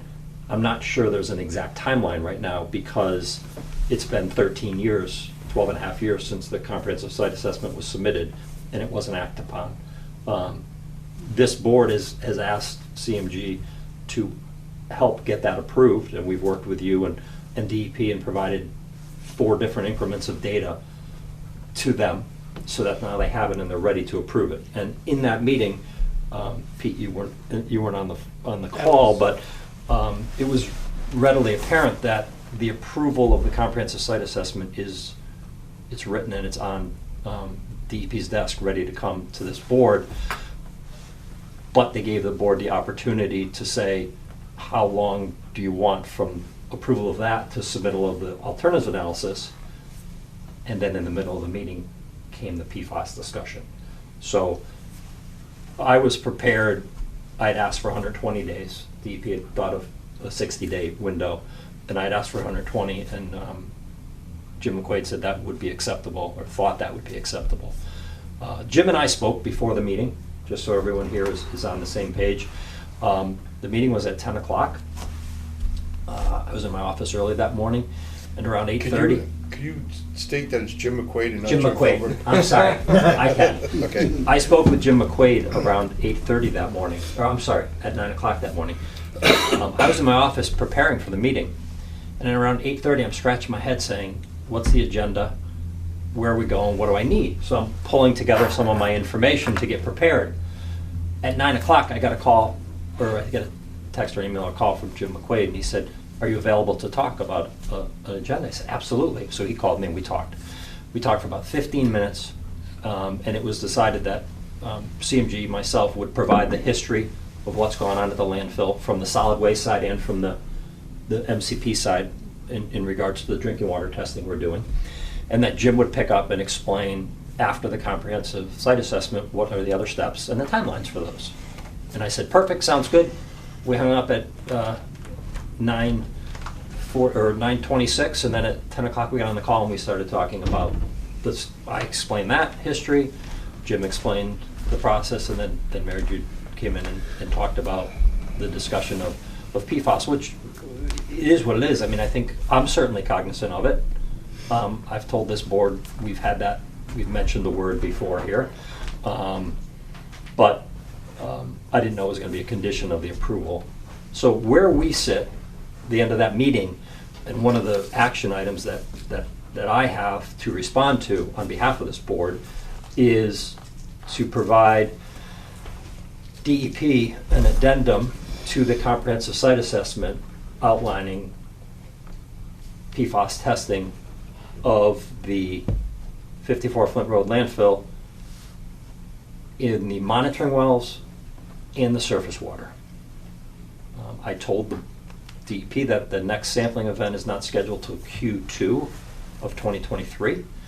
But I certainly can't just write an addendum to that. This board needs to approve that, and there needs to be funding. So there's all kinds of, it's a very tangled web we're stuck with here. Timeline-wise, I think we've got a little time to figure out how to respond and how to handle this correctly. I thought Mary Jude did a nice job of stating that if and when you test for PFAS in the landfill and the groundwater, you're likely to find it, which will likely trigger drinking water testing. The issue we have with that landfill is most of the monitoring wells are within 500 feet of at least one residential property. So there's 1, 2, 3, 4, 5 of the 7 wells are within 500 feet of a drinking water well. Only the two farthest down gradient in the back are not within 500 feet. So if we did test for PFAS and we did find it, it would trigger that whole next step of the 500-foot radius. Can I jump in? Please. We test the monitoring well. We find it. We have a hit. High or low, we have to go and test 500 feet, right? So that's not completely clear to me. My understanding would be 20? 20. Okay. However, MCP-wise, Massachusetts Contingency Plan process would be 20. Because it's an emerging contaminant, DEP might treat it differently, but my understanding is it's 20. The concept of any detection would be if we detect PFAS at 22 in monitoring well X, which is within 500 feet of ABC Smith Road, and we go test ABC Smith Road, and that comes up at 2. The fact that there's a detection is a critical exposure pathway, which requires action, providing bottled water. Let me back up. 'Cause my question just was in that. Keep it easy. We test monitoring well, we get a detection of 25, clearly over the 20. We're going out 500 feet. We go to ABC Smith Road and say, we're at your house to test your well. And that person says, no, I don't want you here. What happens at that point? The MCP has a process for requiring or getting access to private properties. I have to request it through whoever I'm working for, the board. We have to make a couple of requests. We have to do a written request. There is a process where we've done this before, request help from DEP to get access to that property. Ultimately, it's the property's owner's availability. They can say no. But we need to exhaust all options, which are a couple notices from us, and then get DEP involved. DEP will send a notice. I'm not aware of a process where somebody can break into your property and grab a sample. If the property owner says, no, you're not going to test for that, we're not going to test. But for us to fulfill the MCP and DEP obligations on behalf of this board, we have to try and follow that process. Okay, so next question for our board is, and we're way down the road here. I'm jumping the horse, but I'm talking out loud because PFAS is coming. If we get into that scenario, and I recall something like this with water tests on the other side of town, what will this board do if homeowner says, I'm not letting you test? Didn't we do a deed restriction? We put something on their deed that said you have potential to have contamination in your water. That sound right, Jim? And be it known. So at the sale of that property, the new buyer had to be, truth in lending had to be disclosed. That's right. Yep, I think We so. did a disclosure notice. Right. And I would have no problem with that. No, And I think we'd have to. That's due diligence. I think so. But we'd be remiss to just say, well, I don't see that. Yeah, Jim. If I may, Mr. Chairman, who would file the deed restriction if they refuse to let us on the property itself?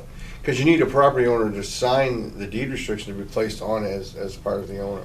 What I think what this board I just can't did, remember. I'm not saying it was a deed restriction. It was Attachment to the deed. attachment to the deed, or It was in our files, and I think there maybe Went to the something sent assessors? to the assessors and the building inspector, Yeah. maybe, through this board, because we said we we want It's this in on public notice. health and safety, the board has determined that there may be PFAS. There was no testing allowed, and it goes with the deed, so if someone bought it, at least they would know. That's right. That the town did in its due diligence with the assistance of DEP, try to test this property. It's on the deed listed, so when you go to buy it, and there's a gentleman who just bought some property that I talked to Gary about that, and bought it without, it's a 21 East site, didn't know it, they sold it. Anyway, it's not the town's responsibility. But if we can assist anyone that's buying property to let them know that, I think it's the best thing to do. Yes. So, and I think we did that on the other side of town I with, think we did. with some of those that wouldn't let us And we test. had Kathy put it on the building, on the card there, which if they went and were going to buy a property, there'd be a notation on there from the board. So, fast forward, and now that that's been on the table and it's off. Okay, so Smith Road has, the landfill's got 25. Smith Road says, yes, you can test. We go, we test. Ooh, they're at 23. Now, the owner of the landfill, meaning the town of Charlton, now needs to immediately stop that CEP with a means of bottled water, like that day or tomorrow scenario, like forthwith, and provide potable water. And then in the short term, perhaps provide at a minimum filtration systems. And I think, did they say that filtration systems, no, she said potable water was not going to be a long-term solution. Filtration systems maybe. That is what how I recall, and I believe I have that note in here that Mary Jude had said. So obviously, the best solution, and I wrote it in here because they documented it, is public water. If you have multiple sources, multiple homes that are contaminated, public water is the best. They acknowledge, we acknowledge that sometimes that's not feasible through multiple reasons. You might not be able to get the water, you might not have the money, whatever. Treatment systems would be a viable option. This board operates a treatment system at 59 Flint Road, across the street from the landfill, because we had some low detections of TCE and some initial samples. We haven't had them in multiple years, but that system is in place. Pretty heavy upfront costs. Operating costs going forward aren't too bad. But when I say pretty heavy upfront costs, $5,000 to $10,000 to put a treatment system in to deal with PFAS for a residential house, and it would be a whole house treatment system. It did come up at that meeting that RO, reverse osmosis systems, are not allowed, because the reverse osmosis system pulls the contaminant out and then discharges it back to the subsurface. With higher concentrations. Absolutely. So reverse osmosis would not be an option. Yes. Can I jump in? Please. Okay. 54 Flint Road, we're testing for PFAS. To this board, what are we doing with 90 Flint Road? Because if we're gonna do something that's not mandated on one landfill, I think the due diligence is, especially because they abut, and especially because she's saying you have it unless you have a horseshoe over your town. I think we're gonna be considering 90 Flint Road. And Gary, there's at least one monitoring well within 500 feet? So let's talk about that. So at 90 Flint Road, you do have 1,4-dioxin in the series of monitoring wells, so a shallow and a deep monitoring well that are right next to each other, that are not within 500 feet of a house. About 700 feet, 600 to 700 feet. There is 1, 2, 4 of the wells, I believe, are within 500 feet of a drinking water supply well, and one of those drinking water supply wells would be the town's highway garage. The other one, probably going to come in contact with some of the wells on, actually I have the map right here. It's Burlingame. Not Burlingame, I believe you're going to be on Old Town. Oh. So I actually have a map here that identifies From 90? this. Actually, this is useful for everybody. We provided this, CMG prepared this map for this board a few years ago. This was an evaluation, For the water line? this was in a water line Yeah, I remember evaluation this. map. I remember Jim, this. we're gonna share. I still have it. Yeah, so just by way of discussion, the red line there is the former municipal landfill, that's the old landfill that we're talking about at 90 Flint Road. So 100 Flint Road is the DPW, that well would be within 500 feet. There's a couple wells on the, I'll call it the front side of this landfill, so on the Flint Road side. The wells on the back side, so toward Burlingame Road, are more toward the middle of the landfill, so they're not within 500 feet of those homes. So we don't have on Burlingame Road any wells within 500 feet? I do not believe so. We would have surface water discharge? So that's where I was just gonna go. 54 Flint Road has 2 surface water sample points. One,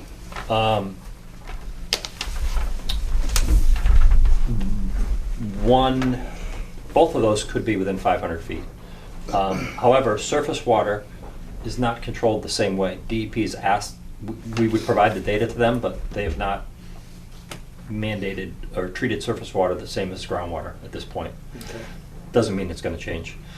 90 Flint Road has 4 surface water monitoring points, and 2 of those could be within 500 feet. So that's a very good question, Okay. Mr. Chair. Pete? I mean, not that I'm opposed to testing, but it would be a lot cleaner if it was a mandated test that you have to do this, because you know you can go to all down different rabbit holes now. All right, well I want to test for this. I want to test for who says 500 feet's the right thing. Why isn't it 700 feet? So I mean, unless we get some strict guidance, I mean, you know, because it's going to be an increased burden and cost to the town with all of these testing. So I think, you know, especially if we're going to go after private citizens, you know, the residency, we need guidance. We have to test this. You know, that's positive. We have to test you based on that. But other than that, I mean, you know, we're kind of shooting on our own with just, you know, it's coming. Can I elaborate on that a little, please? So, excellent point. I'm not aware of a regulation that says you must test at the landfill. It's coming. Right. However, if this board tests at the landfill, the regulation to go to 500 feet, those are codified, those are in place. So once you do the test, the triggers that put all those other actions in place, those are already in place. That's the MCP. You come out of the solid waste pile and you move into the hazardous waste side of the regs, and that's very, very clear. But you are absolutely correct. There is not a mandated standard. So one of the points that I brought up was that we didn't want to do testing until there was a regulation in place so that we could do the appropriate testing, the appropriate methods, and everything was done in accordance with the way DEP wanted it. DEP jumped over us and said, well, I want you to do this method, these types of tests. And within an hour of the phone call, I had 4 emails telling me what type of test and what protocol to use and everything. So they've told us, you know, how to test, where to test. It's just there's not a piece of paper or a written document that says why you have to. So that's a decision for you guys as the board. Okay, so, John, If there's no mandate, I think and this is probably the wrong thing to say, but I don't think we want to open up the can of worms until DEP comes back and says, here's the date that you have to start testing for PFAS. my concern, I've got a few concerns, but my concern as a board is the funding source. Right. We can probably reasonably anticipate an expense to this. and probably not $10. It's could be into the hundreds of thousands of dollars initially. Maybe not, but at least tens of thousands of dollars I would expect.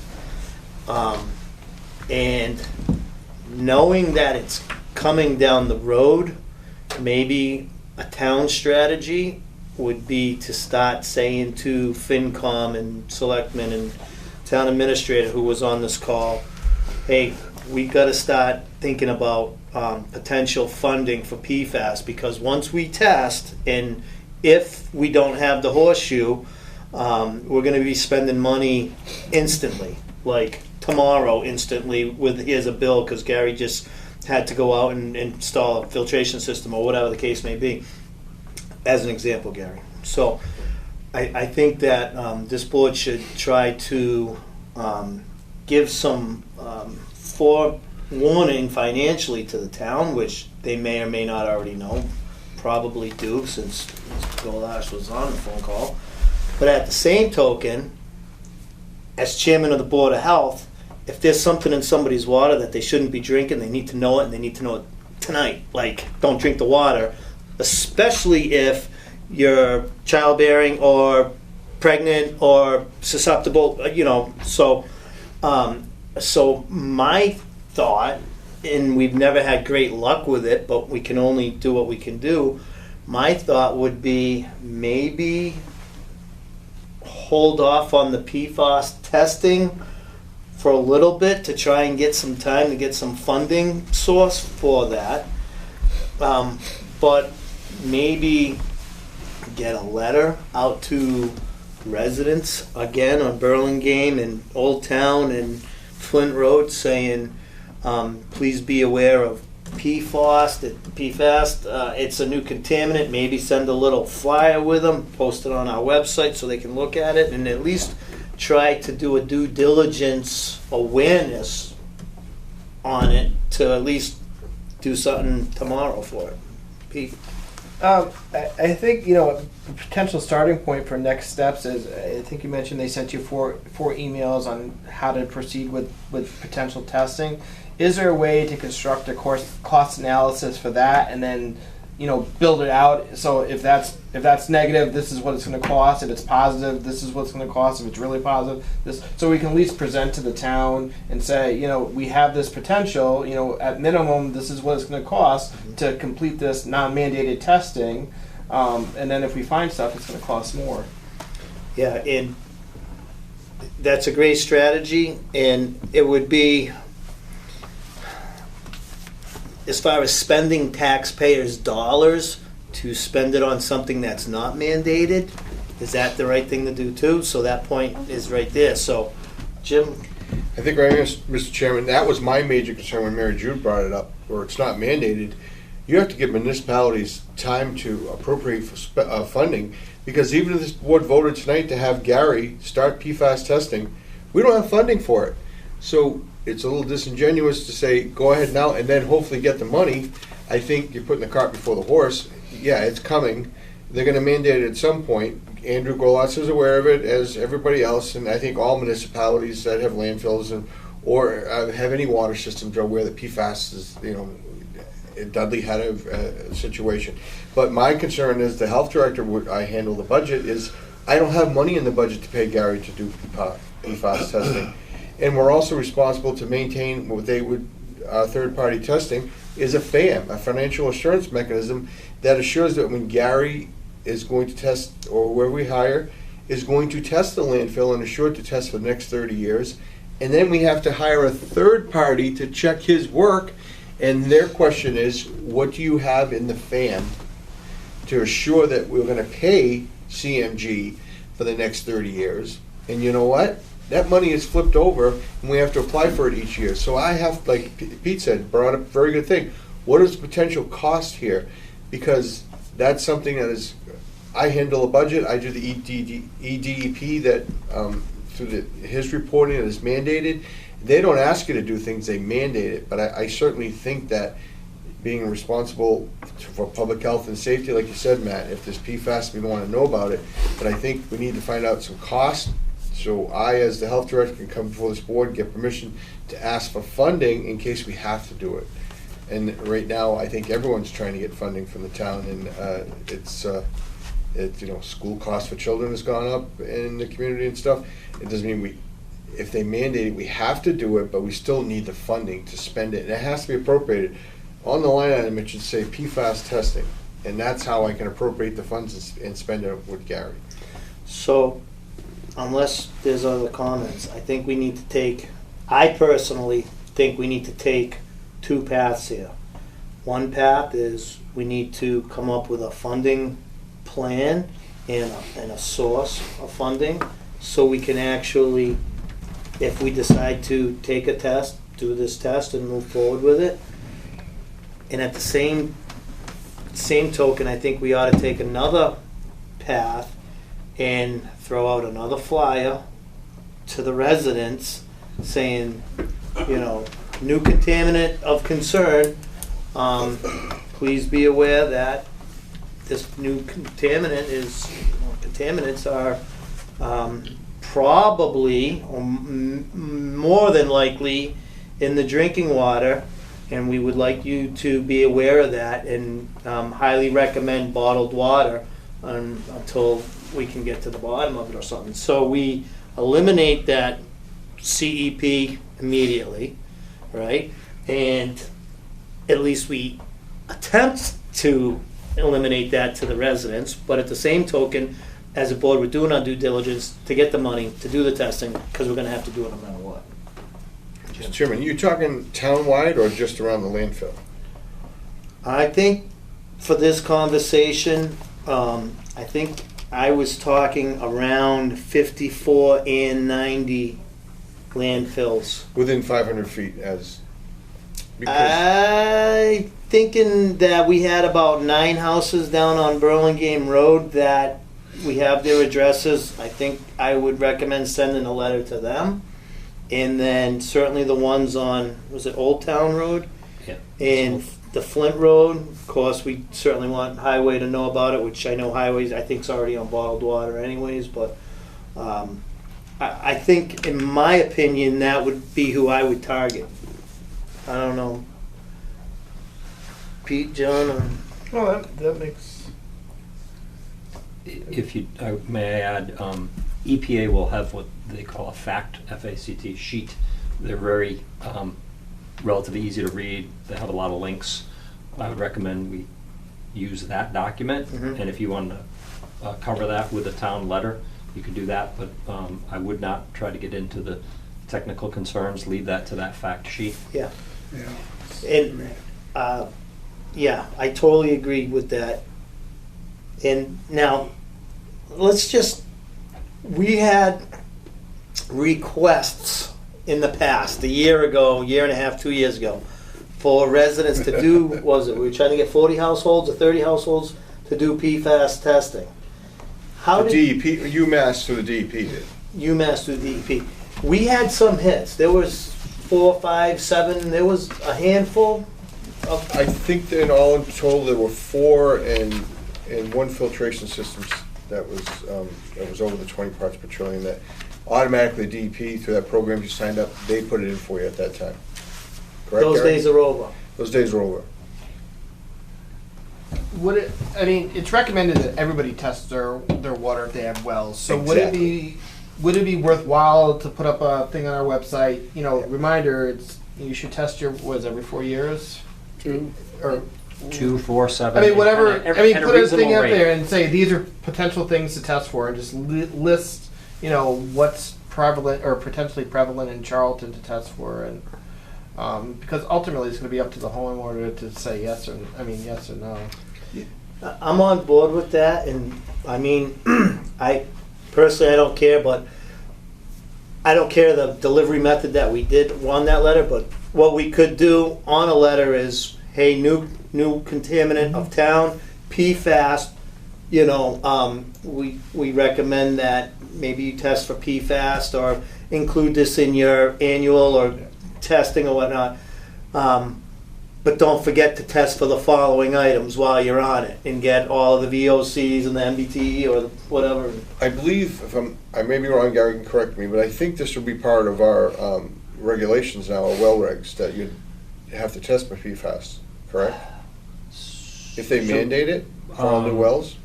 I don't want to speak out of turn, but your well regs for sampling are, this board can make the decision on the other contaminants that aren't required at a state level yet.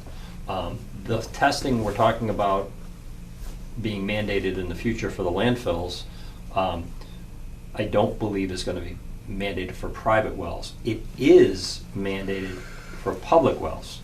Jim brought up the fact of Dudley and some other towns. I'm aware, and you guys are aware, and it's public information, you can pull it right on your computer. Any non-transient, any small public water supply well in the town, many of them have already been tested for PFAS. Daycares, small restaurants, things of that nature that have a private well, they've been tested for PFAS. I've looked at a few of them and, knock on wood, very low or no concentrations. So I don't want to say that, I don't want you to put out a scare, but we do owe it to DEP to follow the concerns that they brought up at that meeting, which was a scare, that you're probably going to have PFAS around the landfill. So I can't disagree with your approach of some sort of a notice, because you as a board are now more aware of the likelihood of this contaminant. We went down the same road with 1,4-dioxin and tried to get people to let us test their homes, and they wouldn't let us test. So I think it's prudent to put some sort of a notice, but your decision if you want to mail it or what you want to do. I'm not gonna lie, I got off that DEP meeting and I felt like I did something wrong. Like, I was like, what just happened? Like, I felt the same way. Okay, so let's keep this meeting moving. So action steps, I don't think we need to vote on it, but just for discussion, I think we need to keep this on the agenda, and I think we need to consider getting a letter to the town administrator and to FinCom, letting them know that we have potential funding that needs to be allocated towards PFAS coming up. Second part of that is, and this is up to you, us three, if we want to try and reach out to homeowners with some type of notice. Pete, to you?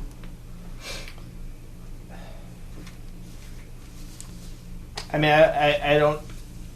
I think the identified wells right around the landfill. I think that's fine. Just to give them a heads up, DP raised these concerns. You on board, John? Yeah, I agree with Pete, and also I like your idea, Matt, about putting something out there on the website, and if it's what did you call it? The DP, Fact sheet. The fact sheet, so that would be good for anybody looking at the website to say, oh, wow, here's this link. Oh, here's the people most at risk. Oh, here's something that shows. And I'm sure, I can't imagine how many links they've got, but I'm sure You can get lost. Yeah. So plenty of information. But I would say yes, just to start. I mean, rather than blanket everybody up and down Burlingame and everywhere else, but I would think it would be a good idea to hit the ones that would most likely be a 500-foot potential hit around, especially the ones who have already had this issue.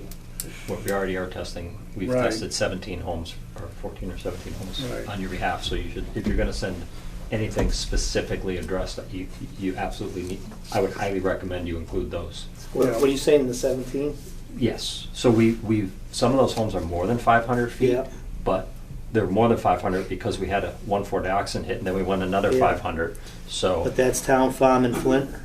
Town Farm Flint, the furthest one out is 86 Dresser Hill, which is on the corner of Old That Town. goes up to here. Yeah, it's on the corner. What do we do with the those 9 houses that we've identified on Burlingame Road? I think they should be included in the letter. Yeah, I think this board has had discussion about those. I personally tested those years and years and years ago on behalf of this board. Yeah, I think that's relevant. Or to make it simple, we could just take the 2 landfills. This is just a suggestion. We take the 2 landfills, and just plot a 500 or even 1,000-foot radius from the edge of the landfills and grab, that way there, it's non-discriminatory. I would be on board with the 500 foot from the edge of the landfill, not necessarily the monitoring well, but the edge, because I think would pick up Burlingame Road. Mr. Chairman, if I may. Yeah. All for the letters. Once you send out the letter, they're gonna be calling here in this office saying, when are you testing?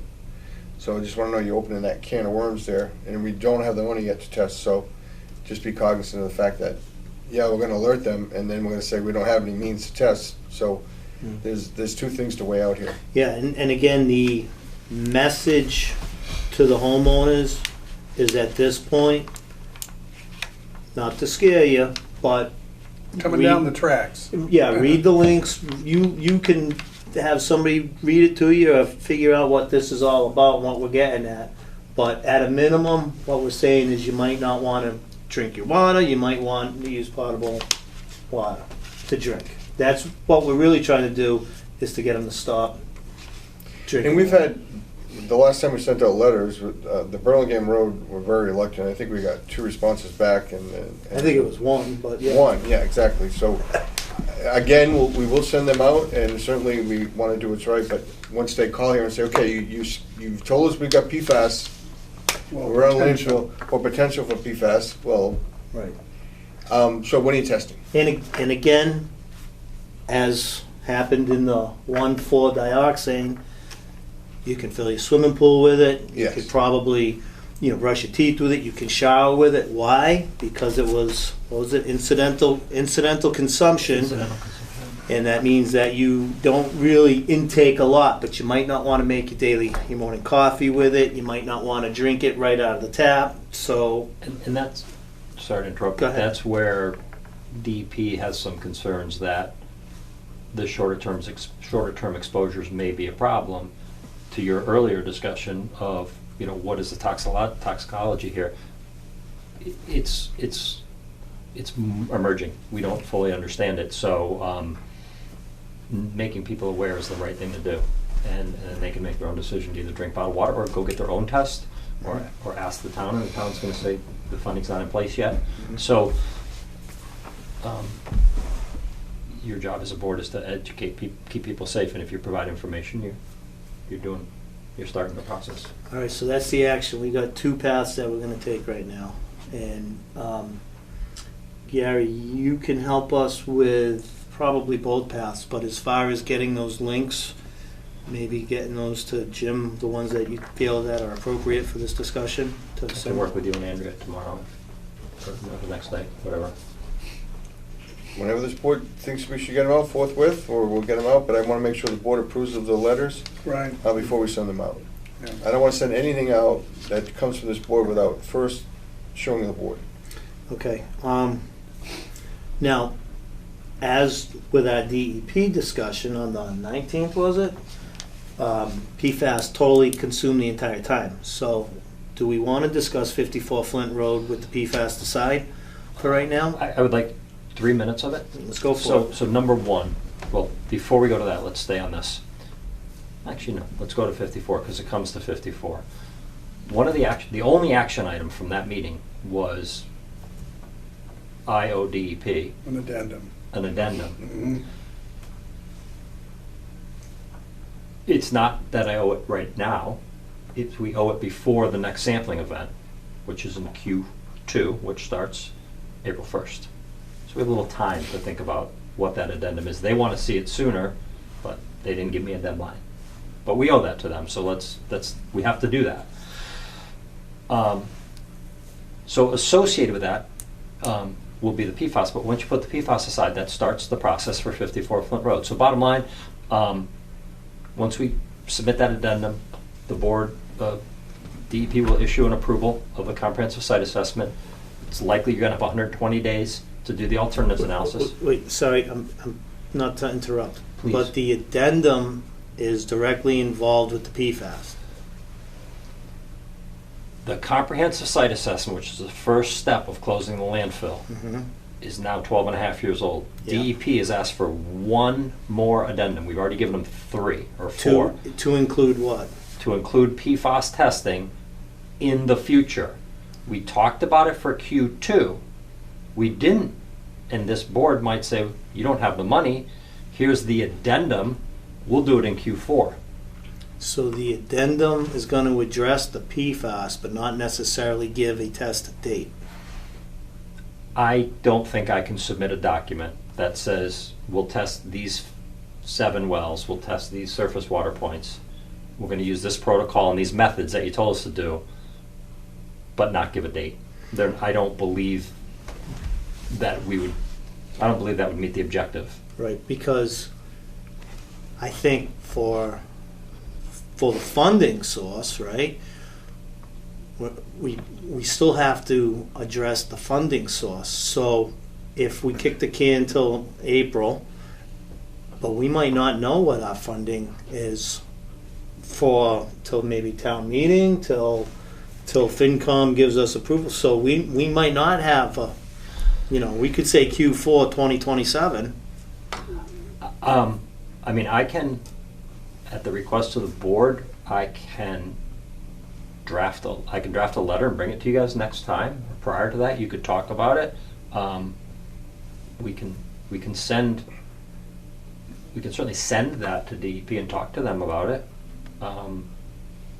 You can't get blood from a stone if you don't have the funding to do it. I don't know what I can say. Jim? Hey, Mr. Chairman, I hate to cut in, but on the funding portion issue of it, we used to have that money where an engineering fund where we'd roll it over. So Gary would give us an estimation because the fiscal years are weird how they work. FY23 working on FY24 budget. We do have monies, but come at end of April, I believe that money goes back into the general fund.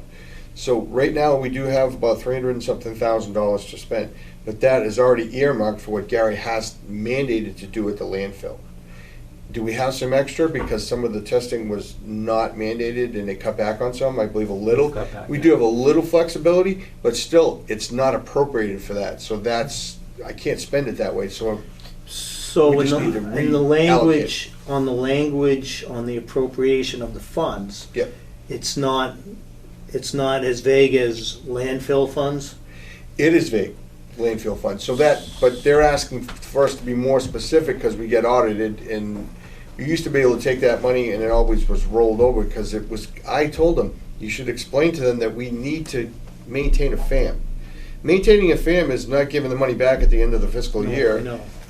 But the finance director actually said that they were audited. They said, no, they have to turn it back in and then reappropriate it. I said, that hasn't happened before because this is a FAM which cannot be touched and only serves for the entity. So I'm trying to talk to Andrew about that and find out why that has changed for this fiscal year. So do we have a estimate cost of what it's going to cost for the identified testing that they want? I can give it. It's not that difficult to provide that cost to you. So the testing is very expensive. We talked about the 1,4-dioxin tests of a couple $100 a sample. These are closer to $300 to $400 a sample, of $400 to $500 a sample. But because there's duplicates and blanks and everything, so you got to add those in. So real simple terms, a landfill with 7 plus 4, 12 monitoring points. You're $6,000 just in lab work. Plus, it's a whole separate event to get out there and do it for about $4,000. So it's $10,000 just to test each landfill. So, but once that data comes in, The results could be the money. right? And not to say that $20,000 isn't a lot of money. $20,000 is not allocated correctly in the fund, is what Jim's saying, because it says landfill testing for the parameters that we're testing for, which is about $10,000 an event for everything. Now you're going to add an additional $10,000 on top of it just to do this test. Then the possibility of it going further is where you guys are going to get in trouble. So that's where we have to Q2 to submit this, right? They want it now. I was unclear. They were very clear at the end of the meeting as to what they wanted. They need this addendum before they'll approve the site assessment, and they need us to. And I said we have an event coming in Q2, so we'll get it to you prior to Q2. They want it sooner. than Yeah, later. but my point is being we can at least go for allocation, minimum being 20 grand to a maximum of whatever you estimate that if it's positive, it's going to cost to 500,000. You know, at least so there's some discussion or some dialogue with the other town FinCom and that there is this cost coming. I mean, I can put together a flow chart budget for you. Yeah. These are your costs to do this, then the if-thens of, but all the if-thens. I mean, I'm doing this at other places, not landfills. And we've got multiple systems operating, very cognizant of this contaminant. It doesn't scare me as far as the ability to handle it and treat it, and the technology works very, very well. Treatment systems are in place, and they're removing it down to non-detect from levels above 1,000 I've seen to non-detect. So treatment technology works. It's not rocket science. It's money. Yeah, and I'm not afraid of this thing either. I'm not kicking the can down the road for any other reason other than let's do it. Let's let the people know this problem, a potential problem, and let's let the town know that we have another potential problem, and give as much notice as we can, so we're not sitting here with a bill that we can't afford, and then in trouble for that reason as well. So, all right, so I think we should table this discussion. Unless were you done? You had 2 more points. The comprehensive site assessment gets approved. We have 120 days. We get the alternatives analysis in. We talked about those. We go to the design and we cap the landfill. We're talking probably 2 years of engineering work and approvals, and a couple $100,000 in engineering and permitting to get to that point. I've talked to Jim about some of those, but some of that money has been budgeted out into the future. I don't know if it's been allocated. Mr. Chairman, that money, I believe $2 million has been allocated for that, for the potential of when it's mandated, looking in the future for the capping of 54 Flint Road. But that $2 million is not for landfill. We can't use that for PFAS. I would say that would not be the correct way to go about it, because I think it's been allocated for closure of the landfill, but I think testing is different. Closure of the landfill is one thing, testing is a whole separate thing that has to last for like 30 years. Yeah, there's a 30-year. For me, sounds like in order to cap the landfill, this PFAS is part of that. So Yes. I I do believe feel you're as right. though that he's not buying a Ferrari with the dough. He's you know what I mean? I think we could justify it, Matt. I really think that there's a broad area because it's allocated for closure of the landfill properly. So I think closure of landfill would be testing also. If we need more funds, we're just trying to spend taxpayer money prudently. The problem is by it not being mandated by DEP Right. is actually hurting Yeah. the cause. Yeah, absolutely. I agree. And that meeting was, when I hung up, I was like, and then they said that I requested the meeting. I got a phone call requesting the meeting. They sent me the link. I don't know what the issue was there. I mean, I met with Greg Root 3 years ago with Gary, and Robin was with us to discuss that it's not a matter of if you have to close the landfill, a matter of when. So that's where we are now, and I think PFAS has come along and added and complicated things. So, but as always, it's always about money. Yeah. Gary, do you have anything? I don't. I want to reiterate that I think the board's concern is correct to deal with the public health, and I think tabling the discussion till we have some more information, I can get you guys some budgets, is a good idea. All right, so the action for our office is working on a letter to send out to the homeowners, and working on a letter proposal, which is going to be part of funding quotes and estimates for FinCom, Selectmen, and Andrew. So, I hear a motion to table this discussion. We'll make a motion to table this discussion about the Flint Road landfill closure until our next meeting. Second. All in favor? Aye. Gary, anything else that, while you're here, you have for us, or is that enough for the night? I'll get you guys that letter a week or so before your next meeting, the budgets, Okay. and I'll review anything you guys need for the other letter. There's nothing else new that I need to talk to you about that I'm aware of. Okay. Thank you. You're welcome. We're gonna move on then to the next line item. Which is department. Mr. Philbrick, department head reports.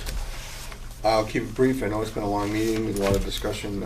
We just continue on with, we are part of the Charlton Coalition for Public Health. We work with 4 other municipalities. Bay Path stepped up and made some seals that I will send to each member. We're getting input from all 5 communities.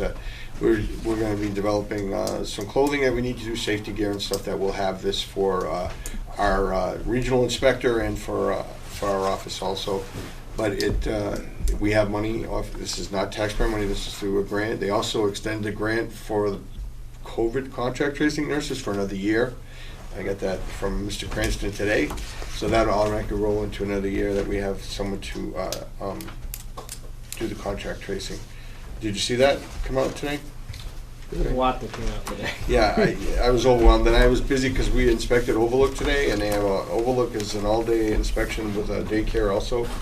So it's been a long day for me, but it certainly we're continuing to train Brianna, our new employee, and she's continuing to get to know the office. She's only been there 5 weeks, so she's going to get approved by the other boards and start visiting all them. And we're just trying to get her fully up to date and on board and feeling comfortable in each community. But she is here every day and working away to do the best job she can. So, but Kim and I went out today to Overlook and did an inspection of the tie-in facility. It's a long inspection, especially with we had a new program on our tablet. Trying to use that, it just slows you down to the point where you have to mark everything, take a picture.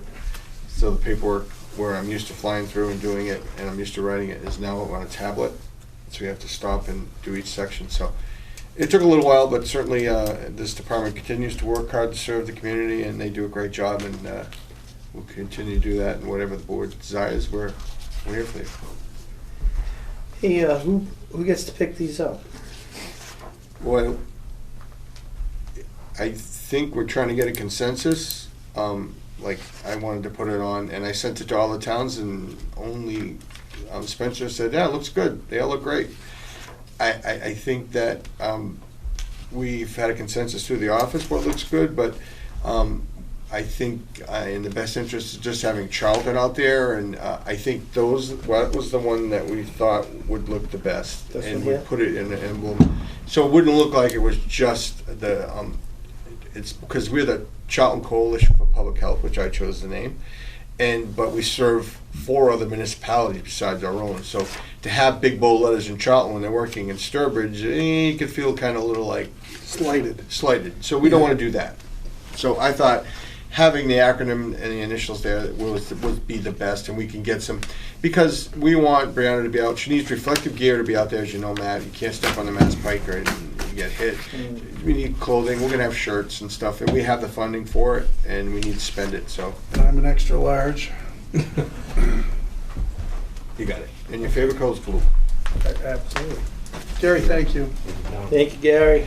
So, and certainly input from the board would be great too. Also, remember that we're an entity of the board, but that's just my opinion about as far as being fair to the other, to Spencer, Sutton, Wales, and Sturbridge. That if we just put our town with the emblem and sent them over, it look like we want to be them to feel that they're all equally part of their, and they are absolutely.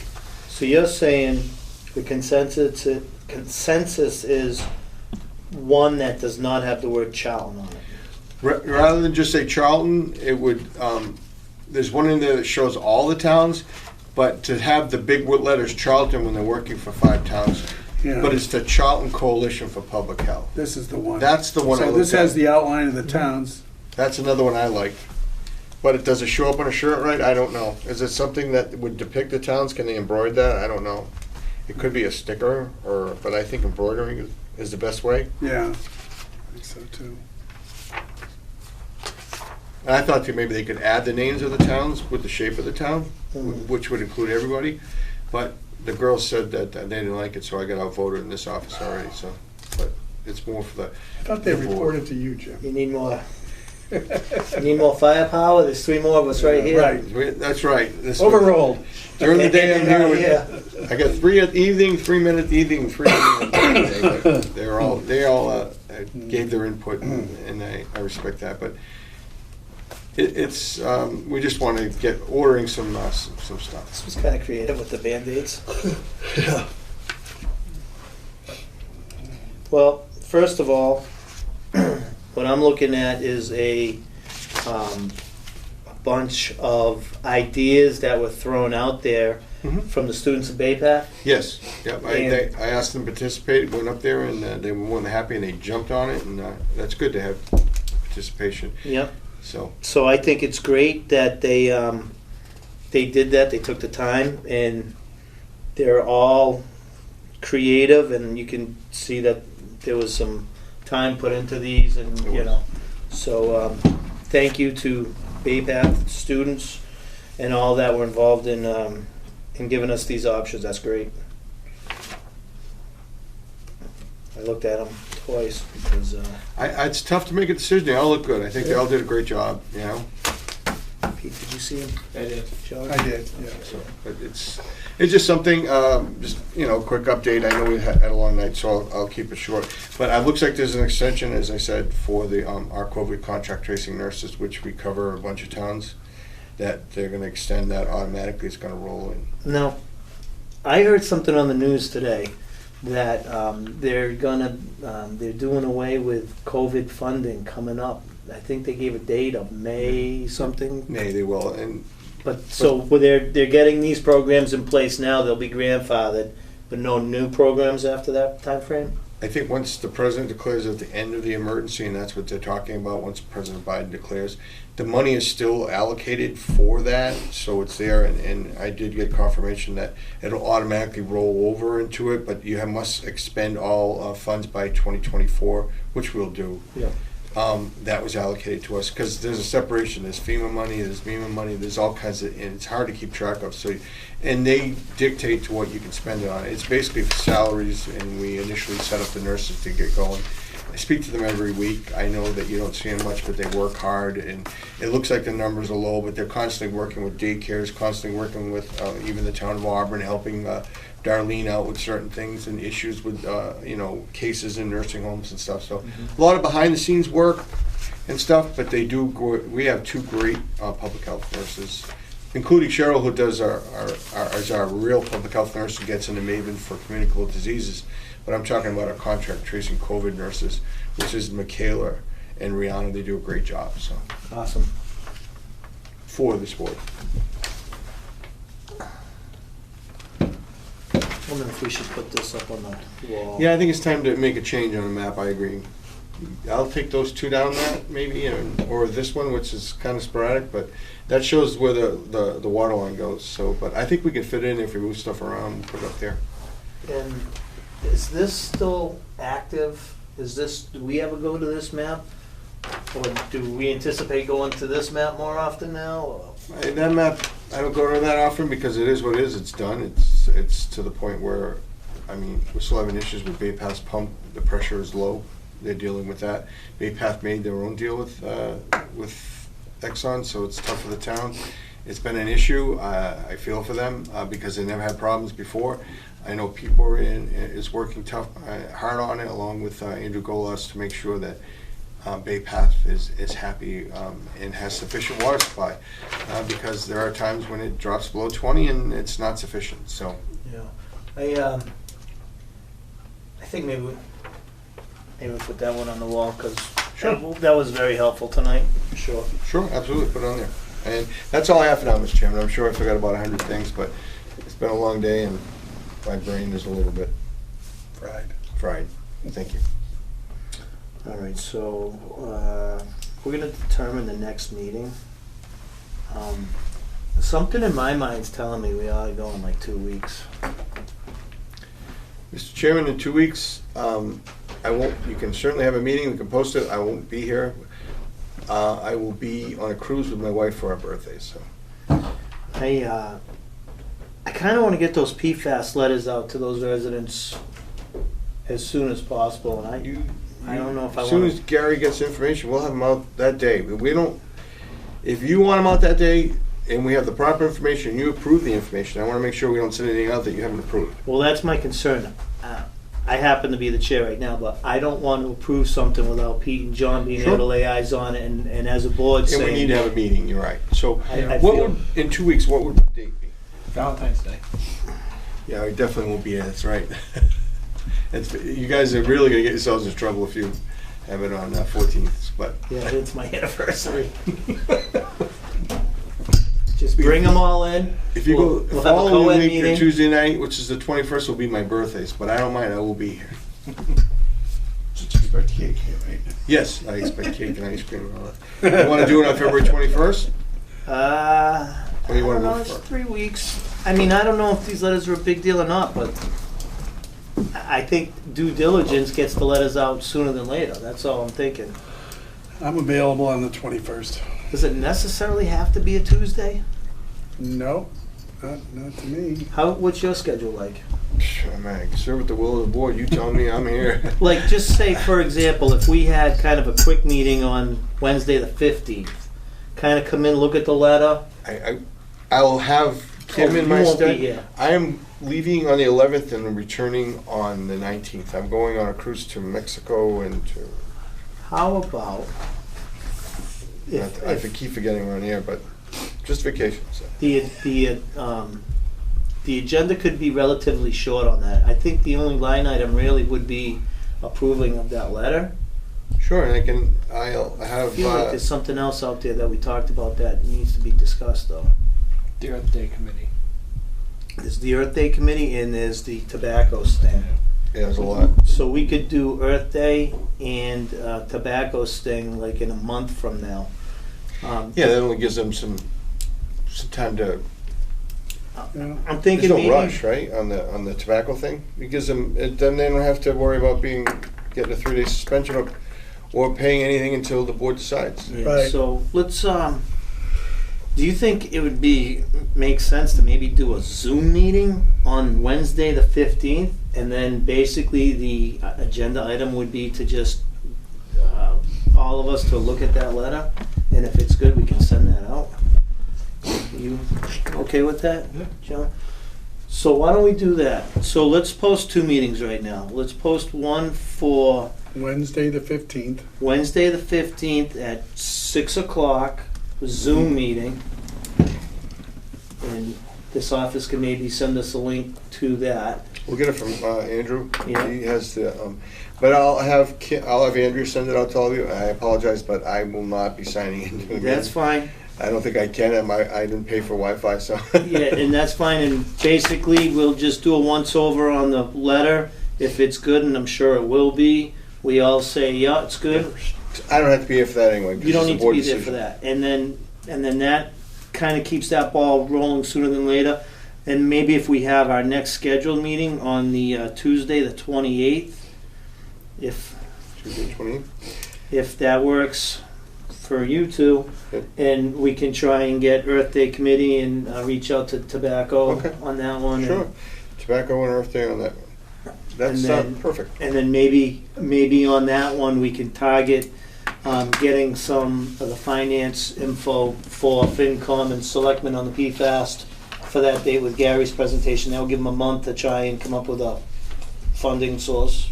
And that was my only question to Mary Jude, was, yeah, if you mandate this to a municipality, you ought to make sure that we do have appropriate funding. So that's, mandates come with consequences, so that was my only concern, because I am in charge of the budget for the board, and we want to make sure that we spend it and we don't get ourselves in trouble, because there's a lot of things out there that are coming up for this board, and the budget's getting huge because of the landfill, so. I totally get it. And you know, the longer it's been 13 years since we submitted, but by the time we actually get this thing together, the It's gonna people be- paying for the landfill weren't the ones that even used it.